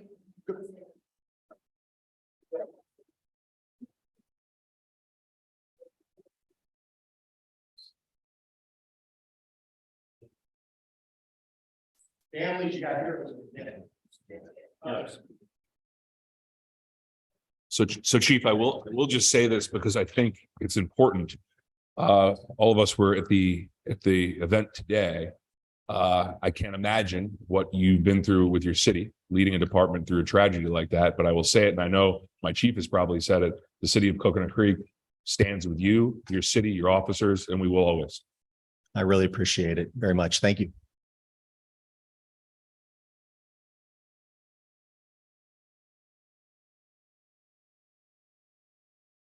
All right, item number 3 is a presentation by State Representative Christine Hunchofsky regarding the 2023 state legislative session. Representative Hunchofsky is going to say things that she could not have said in an email. No, I could have said them in an email, Mayor. In fact, I did say them in the email, but apparently you didn't read the email. I apologize, Madam Representative. And it was very nice to see you today. And I think it was great. We got to see the chief of Pembroke Pines after a very touching ceremony today. So Representative. Thank you very much, Mayor, Vice Mayor, Commissioners, City Manager, City Attorney, City Clerk. I am very grateful to be here to give you some positive updates from the legislative session. A couple of things. Now that the veto list has been put out, I am very pleased to announce that 2 of the projects that I carried for Coconut Creek made it through the budget process and will be in the budget or are in the budget. They are Coconut Creek Sunshine Drive Park Improvement and Playground Replacement Program for $315,000. And also Coconut Creek Fire Equipment Replacement, which I believe is going for a truck, for $600,000. So I'm just very. And I want to thank all of you for working with me, staff working with me. Obviously, I have a wonderful team, Linda Beaupart, who you've seen, our district aide around, and just very excited and very happy because you have always worked so closely with us, and I appreciate the work you do. So as a legislative body, our number one, our only constitutional duty is to pass a balanced budget, which we did. It was a record-breaking $117 billion budget. A third of which is actually with federal funds. So a third of the budget is made up of federal funds. Of all the bills that were submitted, filed, there were 1,828 bills that were filed. Only 356 of them passed both chambers. And while I know there were bills that were very contentious, there were probably about 85 to 90% of the bills we pass do pass unanimously. So I bring that up because that doesn't make the headlines. And out of all those bills, I was very fortunate this session to have been able to pass 9 bills that passed every committee, every chamber unanimously and made their way to the governor's desk, except for one is still making its way there. And I want to bring that to your attention because while there may be differences on certain pieces of legislation that are very contentious, it does not distract me from working for the people who sent me there to serve. And so I will quickly go through some of those. House Bill 33, which is the Psychology Interjurisdictional Compact, is very close to my heart. What it means is Florida will become a compact state. And that means that a psychologist can continue to treat their patient in any of the other compact states. I believe there are 37 of them right now. So for example, if your student goes away to college in one of the compact states, if you are a snowbird and you spend part of the year in another state that's a compact state, you can continue to use your trusted psychologist. Why is that important? It's a continuum of care. Once you've built up that relationship and it's working, you don't want to give it up. Plus, we don't have enough psychologists for all the mental health needs that are there. So it's a wonderful reciprocal thing. House Bill 35 was the public records bill that accompanied that, and that passed as well. House Bill 111, flooding and sea level rise vulnerability studies, is a really good one. So what happened was back in 2020, there was a requirement to do sea level impact project studies if you built close to the coast using any public money for infrastructure. However, we've all now seen that sea level rise and flooding isn't just on the coast anymore. We do live in Florida. So what this does is expand the scope. So it's not just along the coastline, but anywhere in the state of Florida where you have significant sea level rise impact or flooding. You're required, if you're using public funds, to do one of these studies so that any impact from sea level rise or flooding is taken into account before you build. So it's just a better use of taxpayer dollars.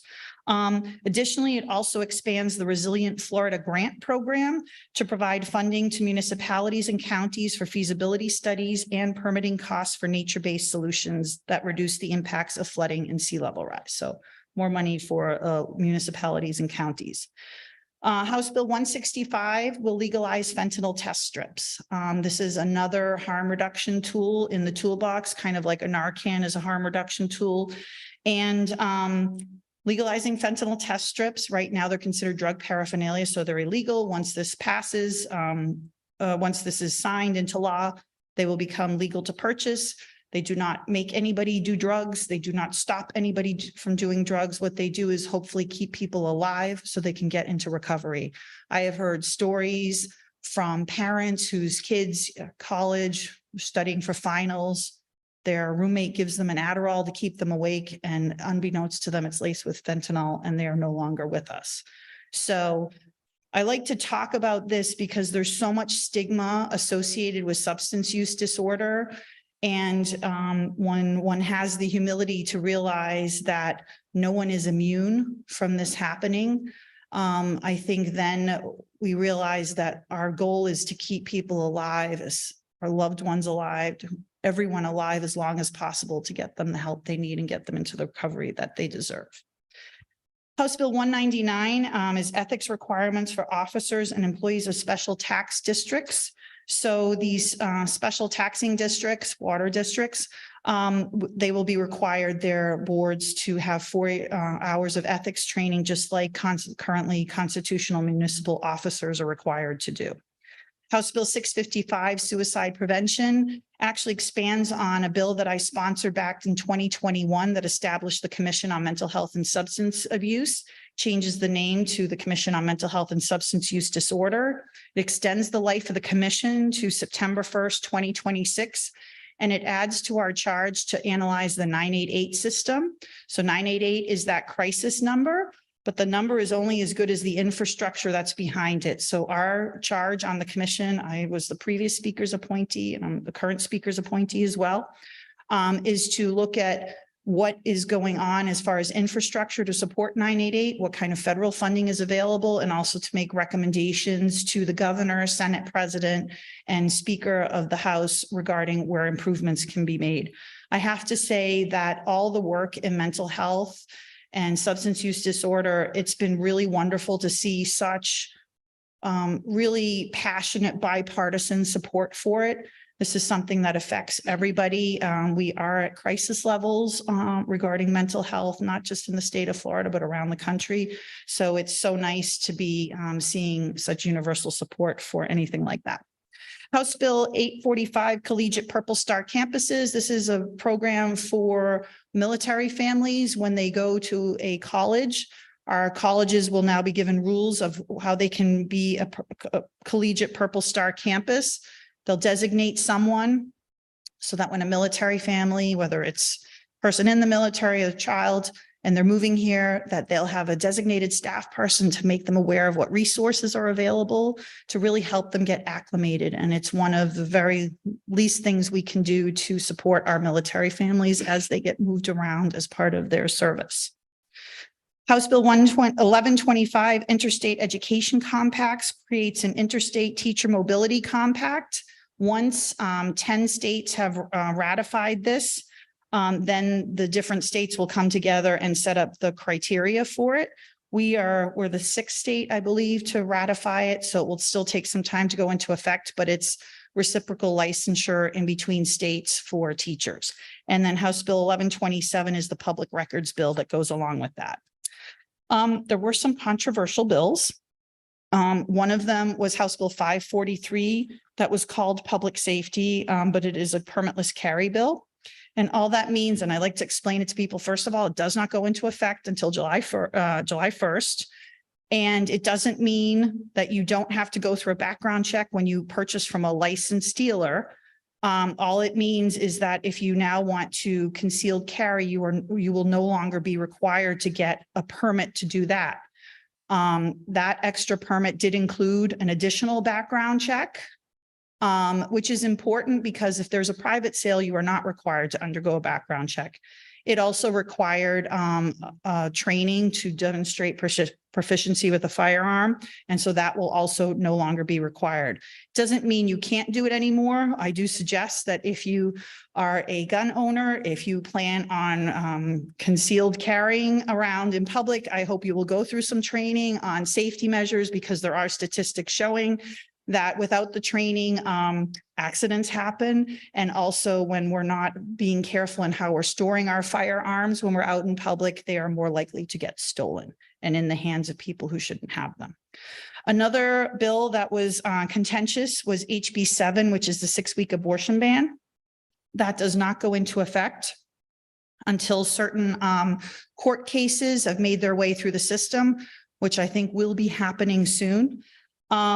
Basically, it is a de facto ban because only 33% of women even know that they're pregnant at 6 weeks, giving them little to no time to make a decision. And most women don't know that they're pregnant at 6 weeks. There is an exception for rape and incest at 15 weeks, but you have to come with some proof, such as a police report. And to put oneself in think about what it's like for someone who is perhaps been raped by a family member The likelihood of them safely being able to go to the police and get a report made is probably highly unlikely. And it's just one more way to traumatize somebody who has already been traumatized. No matter what one's opinion is of abortion, it's an incredibly personal decision. There are people who, every pregnancy is different. Every situation around a pregnancy is different. It's a very personal decision that I believe grown women should be able to make for themselves. And they should be allowed to bring whomever they wish into that decision-making process. I'm pretty sure it shouldn't be 120 House members and 40 senators who have never met the person. One other thing, SB 170 was that big bill for cities where businesses can sue them if they feel they are affecting their income. I voted against that, not because I'm anti-business. I'm actually very pro-business, coming formerly from local government myself. I know that local governments work with their businesses all the time. I mean, the city commission has done amazing things during COVID to help support local businesses, make sure they have the help they need.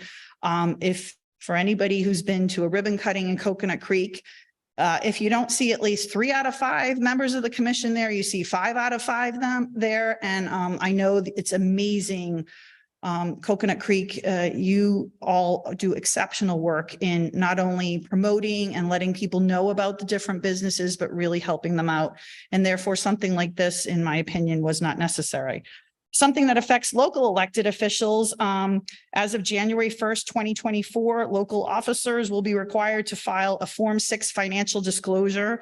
And I was one of 2 votes against that. Representative Gottlieb was the other one. One of the things that bothered me the most about this is when you sign up to run for elected office, you are given one set of items that you're supposed to fill out. You do already have a financial disclosure, and kind of changing that midway, I didn't think was fair. If you were going to change it, it should have at very least been when a new term starts, so you can make that decision for yourself. And last but not least, I wanted to make you aware of HB 657 that passed. It's enforcement of school zone speed limits. This is not a mandate. It is an option for local governments, authorizing counties and municipalities to use speed detection systems to enforce school zone speed limits for violations that are in excess of 10 miles an hour over the speed limit. It has a very narrow time of when you can have this, and there is an education component that needs to go into it beforehand.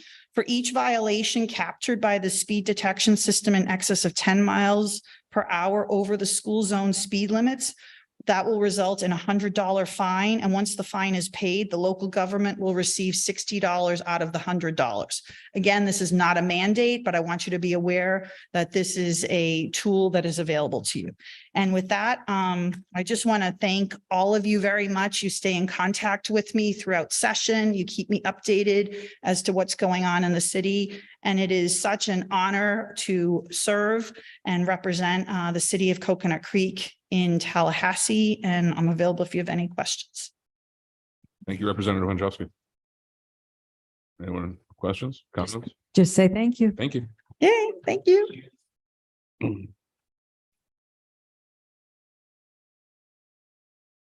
Before I go to input, I'm going to forward Karen, one of the companies that's doing the speed detection, that the last thing Representative Wojciechowski spoke about. I'm going to forward Karen the information to disseminate to all of you. It's actually an interesting revenue generating item in school zone. So I'll have her forward that to you. I'm going to forward it to her after the meeting. Input from the residents of Coconut Creek. Mr. Kavanaugh, has anyone signed in? No, they have not, Mayor. Does anyone here wish to speak? Open floor. Come on up. Anybody? Okay. No one wishes to speak. Did anyone submit anything for public comment, Mr. Kavanaugh? No, they did not, Mayor. Okay, great. We have a consent agenda. It's 4 to 7. Does anyone anticipate pulling any items? Sandy, pulling an item. Surprise, surprise. 6. Item number 6. We should pull anything else? Okay, we're going to 4, 5, and 7. I'll read them all. I need a motion in a second. Number 4, a motion approving the minutes of previous city commission meeting 2023-0525R. Item number 5, resolution 2023-111. A resolution authorizing the city manager designate to execute contractor services work authorization with Master Mechanical Services, Inc. to purchase and install a new 15-ton heating, ventilation, and air conditioning (HVAC) library system in the Public Works Building Information Technology Server Room. Item number 7, resolution 2023-112, a resolution providing for an inventory list of real property owned by the Coconut Creek and finding no property on said list is appropriate for use as affordable housing in accordance with section 166-0451 Florida statutes. Is there a motion and a second? Motion. Second. Ooh, Brody or Wasserman? Wasserman moved, Vice Mayor Welch seconded. Mr. Kavanaugh, call 4, 5, and 7. Commissioner Wasserman, Yes. Commissioner Brody, Yes. Commissioner Raley, Yes. Vice Mayor Welch, Yes. Mayor Rydell. Yes. Item number 6, resolution 2023-116, a resolution authorizing the city manager designate execute detached clinical affiliation agreements with the city of Coral Springs doing business as Coral Springs Regional Institute of Public Safety and Emergency Education Institute LLC to provide their students with a comprehensive learning experience within a fire rescue setting during emergency and non-emergency responses. I need a motion in a second. Move it. Second. Moved by Vice Mayor Welch, seconded by Commissioner Raley. Vice Mayor Welch, you pulled the item. I did. And I thought since our fire chief came out of vacation to come to the meeting, we definitely should have him make some remarks about this item. All right. Thank you, y'all, for pulling this so we can discuss it. I appreciate it. What the item you have in front of you is actually 2 of the 3 agreements we are seeking to sign. There is one outstanding with Broward College. That's going to come on a agenda item coming up. They've already gotten our corrections or things. We're just waiting for theirs back. This is in conjunction with our current residency program where we have the medical residents from Northwest Region riding with us. We're still growing as a department. So once we get all of our personnel trained, once we're up to everyone here is up to speed, we will begin allowing students to ride with us. These are EMT, emergency medical technician, as well as paramedic students. They are required to do a certain portion of their time is actually hands-on in either a hospital setting or a fire rescue setting. Our personnel will act as instructors, preceptors, they're called out there. They will grade the students while they're out in the field. The big benefit, number one, for the students is they get to ride with an excellent agency such as ours and observe actually participate in patient care while under the observation of the preceptor. For us, this is an audition. Our people are watching them work, how they interact and all. So when we have job openings, we see these people again. This is the minor league system, to use a baseball or terminology here. So with that, I can answer any other questions out there. No, I just think these students are very, very fortunate to get to work for this first class or get to observe under this first class organization. So thank you for coming tonight. Appreciate it. No, thank you. Appreciate it. Robust presentation, Chief. Anyone else have anything? All right, Mr. Kavanaugh, call the roll. Commissioner Wasserman, Yes. Commissioner Brody, Yes. Commissioner Raley, Yes. Vice Mayor Welch. Yes. Mayor Rydell. Yes, moving on to the irregular agenda. Item number 8 is a resolution 2023-113, resolution approving the Rossmore Bahama Village Association, Inc. application for matching grant funds from the Neighborhood Enhancement Grant Program for security enhancements. I need a motion in a second. Move it. Second. At this time, Moved by, Mr. Chair, hold on, moved by Vice Mayor Welch, seconded by Commissioner Wasserman. at this time, Chair, I'd like to recuse myself. Are you gonna Because like of walk my- away now too? I'll turn my back. Let the record note, Madam City Attorney, Commissioner Raley is abstaining from the vote and recusing herself.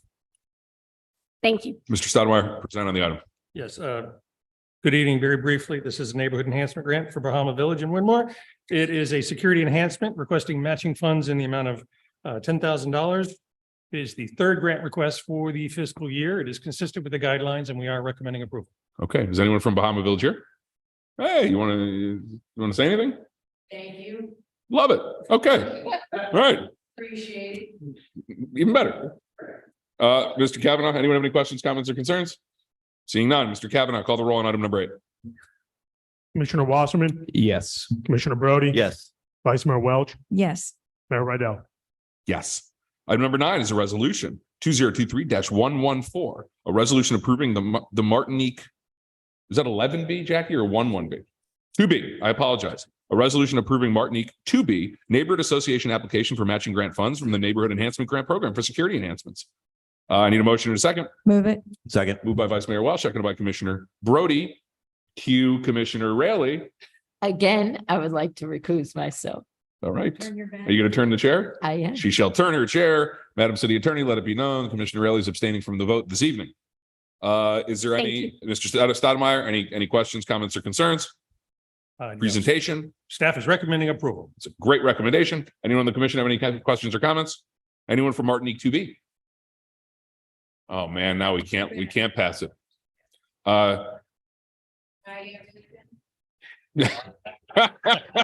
Good answer. That was sarcasm on my part. I'm going to turn to Mr. Stoudemire. The only thing I'm going to ask is what's the balance in the Neighborhood Enhancement Grant Fund? With this application, the balance would be $170,000. Thank you. I would also like to add something, though. The commission did ask for staff to do additional outreach, really push the program. We have done that. We reached out to all property managers and associations. Dan actually recently did a video. It's a good video. Promoting the great video. What I wanted to say was after the letters went out, particularly to the property managers, we're now having dialogue with 7 different communities outside of Winmore that are interested in doing things from landscaping to signage to entryways and things of that nature. So I did want to point out that the outreach is helping and hoping to bring some different applications before you soon. I did get a question and I'm just going to ask you, and I believe I know the answer. I'm just drawing a blank on the top of my head. Is there a prohibition on a neighborhood asking for it every year? It's only allowed once every 3 years, right? The guidelines do limit the number of asks. Yes. Isn't it once every 3? It's 3. Yeah. Okay. That's what I thought it was. And that's what I was going to double check, but I just wanted to be sure. So, because some residents were suggesting like really what it was flock safety. People were seeing if they could invest in flock and get some annual per diem with it because it's an annual fee, but we obviously don't allow it. The program's not structured that way at this time. Okay. That's all I needed to hear. Anything else? Mr. Kavanaugh, call item 9. I forgot Jack. Oh, Jackie's back. Okay. Item number 9. Commissioner Wasserman, Yes. Commissioner Brody, Yes. Vice Mayor Welch, Yes. Mayor Rydell. Yes. Agenda items 10 and 11 are quasi judicial. I'm going to ask our city attorney to please explain our quasi judicial procedure. Thank you, Mayor. Florida courts have determined that there are certain types of matters, including items 10 and 11 on tonight's agenda, that are to be treated differently than other items considered by the commission. Most decisions of the commission are legislative in nature, which means that the commission is acting as a policymaking body. In contrast, when a matter is quasi judicial, the commission is applying existing rules and policies to a factual situation and is therefore acting like a judge and jury in a courtroom. In such cases, the courts have decided that due process and fundamental fairness require that more formal procedures be followed. Will the clerk please confirm compliance with the notice requirements? Public meeting notice requirements have been met for items 10 and 11. And will you please swear in the witnesses? Will anyone wishing to speak on any of the quasi judicial items, please stand and raise your right hand? Do you swear or affirm to tell the truth, the whole truth, and nothing but the truth?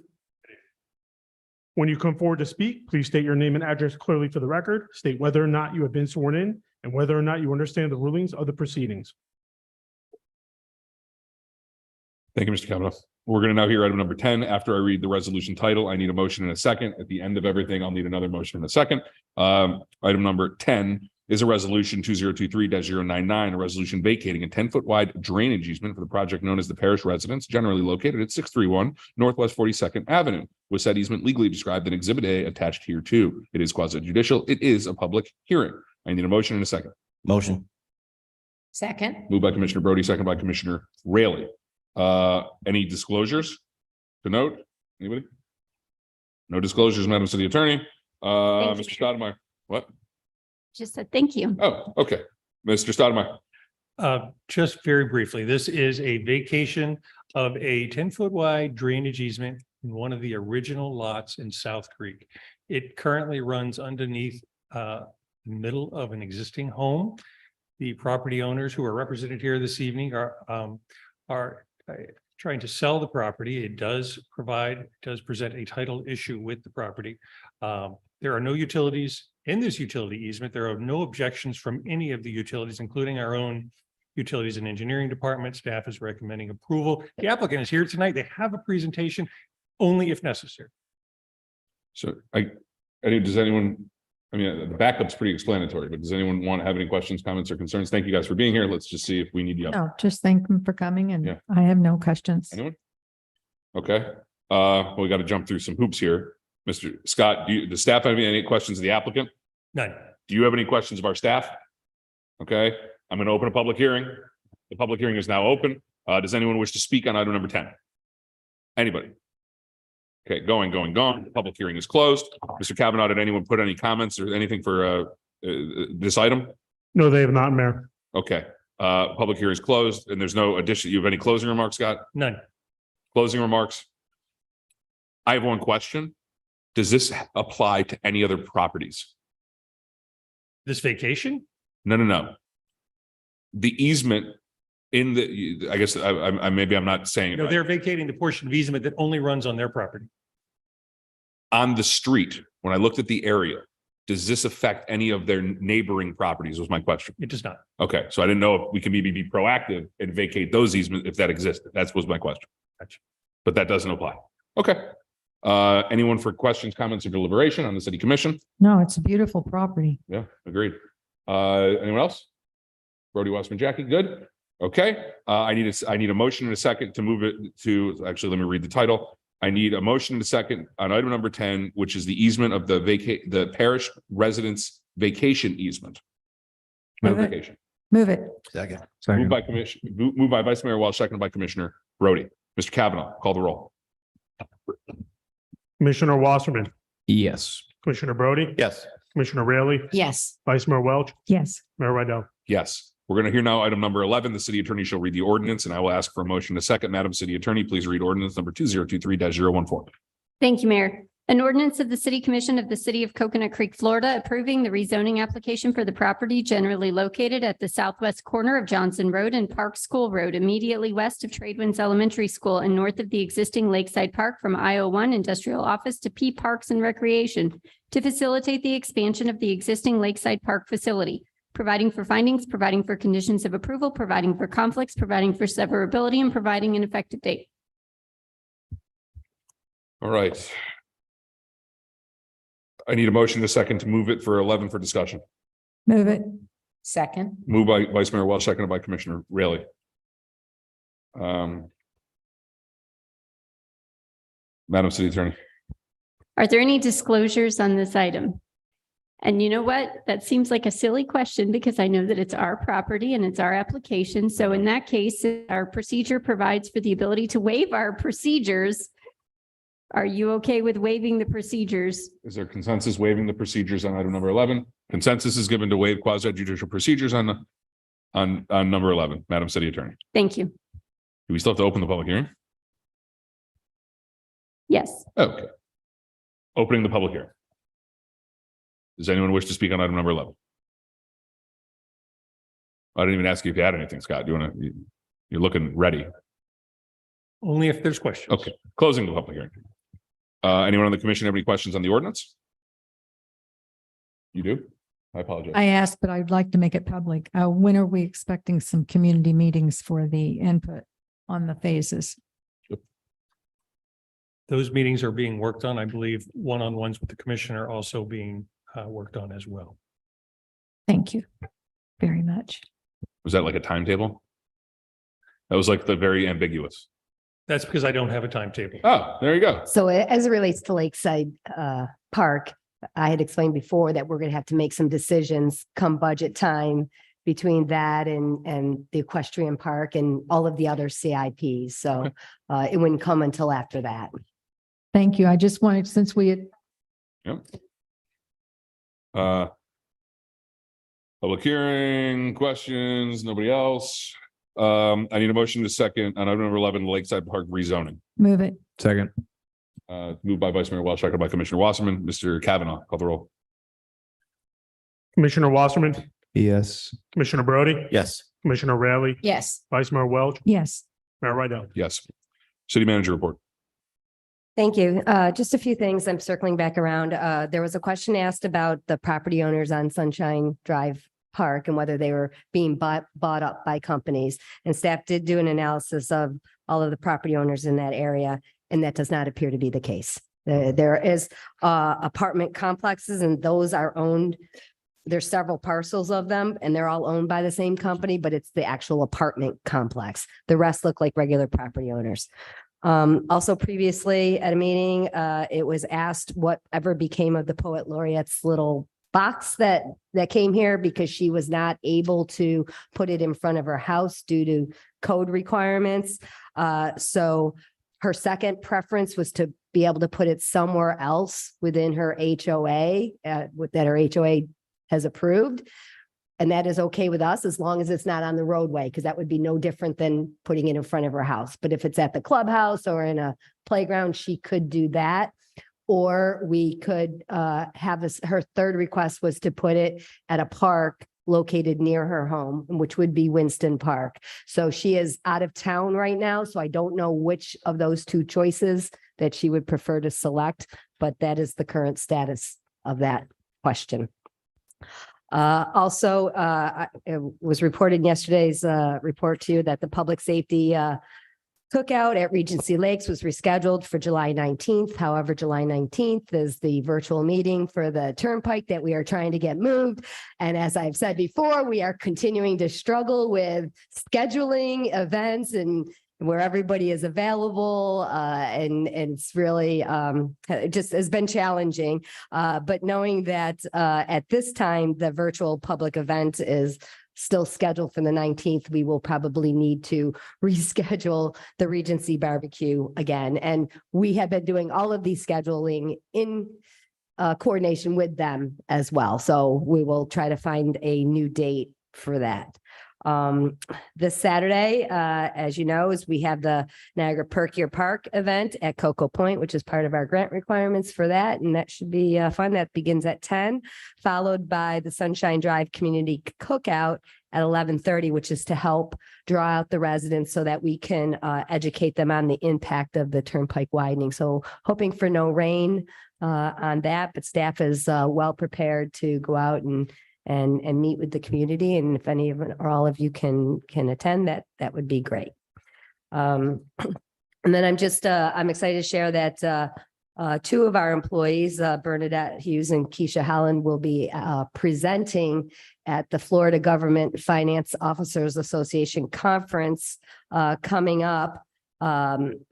Relating to our strategic planning process. There's actually two sessions that they're going to be presenting at, one with our consultant S-Brand, who actually helped us with the visioning process.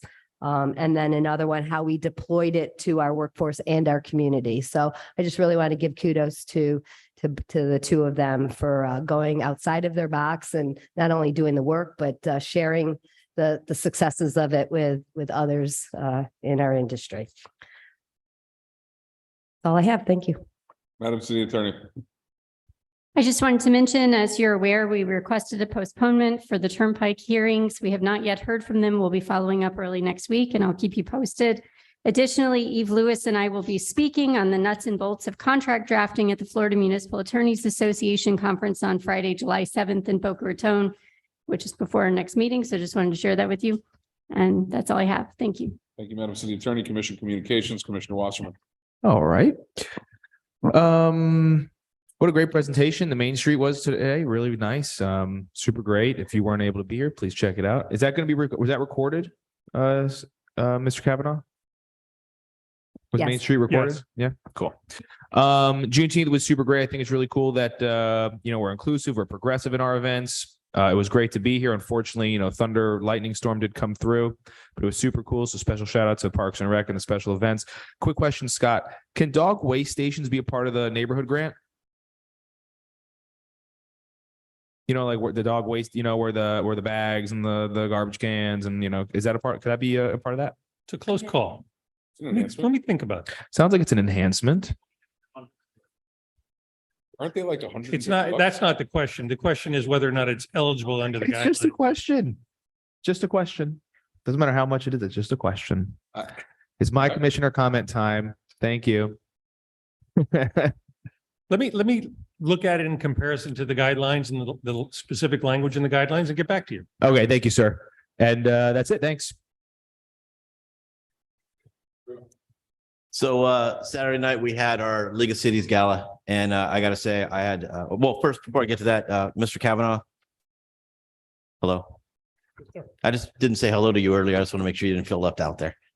So we went to the gala on Saturday, and it was a blast. It was nice to see us all take our shoes off and just be normal people for about a couple hours and laugh, not talk about city stuff. It was fun.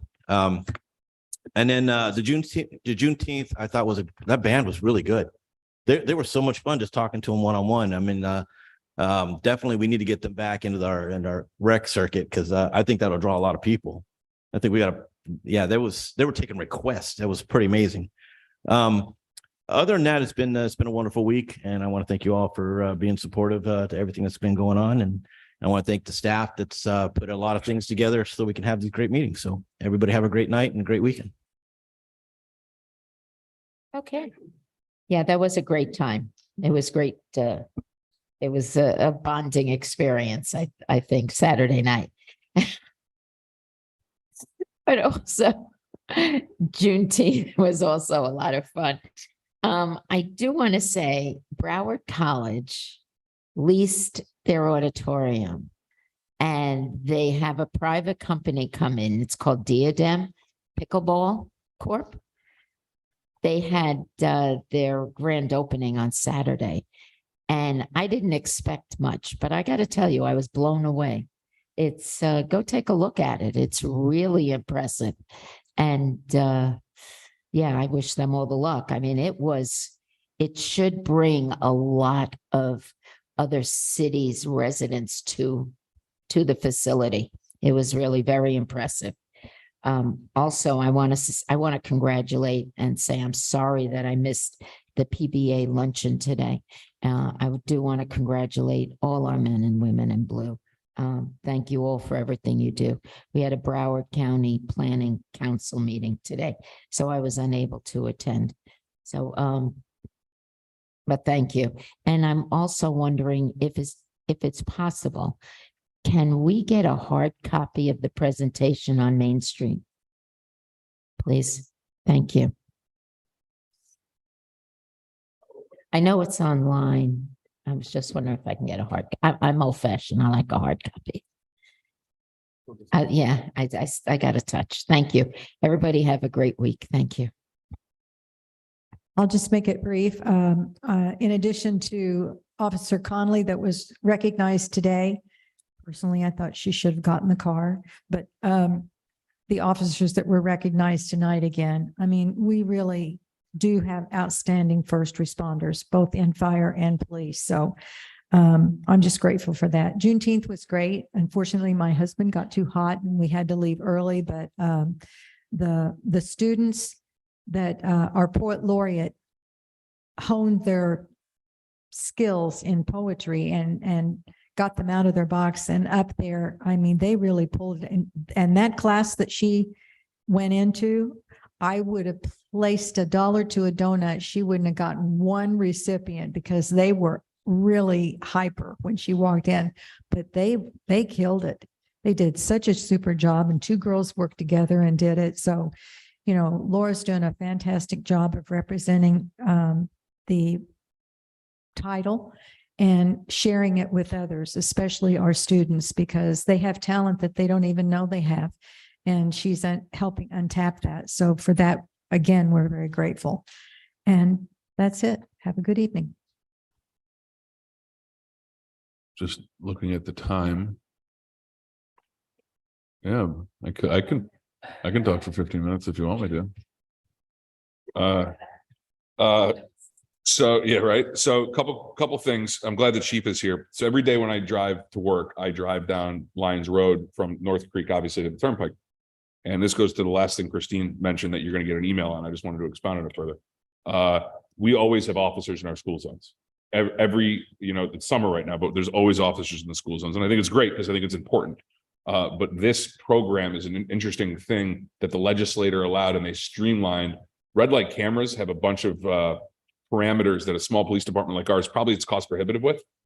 Certain big cities can do them just because they have to maintain an officer as a records custodian. There's a bunch of kind of loopholes you got to jump through. I think, and again, I'm really curious to see Karen's thought on it. on a financial level. I think this not only could free up some of our motorcycle officers in the school zones, I think it could actually be very beneficial to people speeding through school zones and maybe keep us safer. So I'm curious to know your financial and level on it. So essentially what it is only when the light's flashing, there's a company that'll come in, set up your cameras, and they give you all the money. And I think they take like a $15 rake on, right? Like a fee, a surcharge, whatever it was. Then there's 3 companies that are doing it. So you could shop them. But I think that a lot of people speed through school zones and it's gross, really. And you see it. Right, like I'll give you an example right now, Jackie. What are we doing now? Right now, to I our can tell you, violators? right outside of Lions Creek. Yeah, Drive by it every day. We always probably have at least 3 officers from our traffic unit there. pulling over. And that's not even on top of the traffic nightmare that we deal with at Lions Creek. So I think our entire traffic unit, probably, Chief, and you can correct me if I'm wrong, is probably in the north end of the city dealing with not only the speeding. So I just think it could be an ability to free up resources. It's making my argument against Main Street. What? I said, you're making my argument. Well, when you against have, schools in Main but when you Street. have a school in the middle of a residential neighborhood that prevents the flow in personal houses, it's a little different than using Sample Road as an egress and ingress. But neither here nor there, we're not talking about Main Street. I got to tell you, we have a ball problem in Coconut Creek. A ball problem. Okay, so what? It's already being worked on. I know. I just want to let my colleagues know it's important. The openness, transparency. So, just so you guys know, every Wednesday night I'm coaching 2 girls basketball teams. When I was coaching soccer, a lot of good soccer balls, right? Basketball, not so much, right? We don't have good basketballs. I'll give you an example. There's 4 teams playing, and there's about 7 to 9 girls on each team. We only had enough balls for the younger kids for each coach to have 3 balls for using with 9 girls. So literally, Jamie ran home and got like 3 of my basketballs to bring back to my team. So I had called Karen and I wanted to see if we can address the ball situation. And Can't make this stuff. really, so she's going to address it, but I want to parlay it, Karen, and I want to also say it for other sport balls too, like flag football. No, listen, I'm with you, man. We got to make sure we have enough. In other words, you want big balls and small balls and medium balls I'm trying to have a serious conversation. and bouncy balls. This is your time. This is my time. Okay. This is my time right now. I mean it. And the point I'm trying to get at is our Parks and Rec program and our Parks and Rec staff. Danielle, I'm glad you're here for this. Is our paramount to none. And my colleagues aside from that right now, I want to make sure that we're up to the level that our soccer program's running, where every kid has a ball and it's not like faded and bad. It's good quality, especially with our jerseys and our flags. That's all. And I think that's an easy fix to really giving a good, robust program. And I think that the event today was really, really great. So it was great to see you all. So that's all I have. Is there a motion? We're adjourned.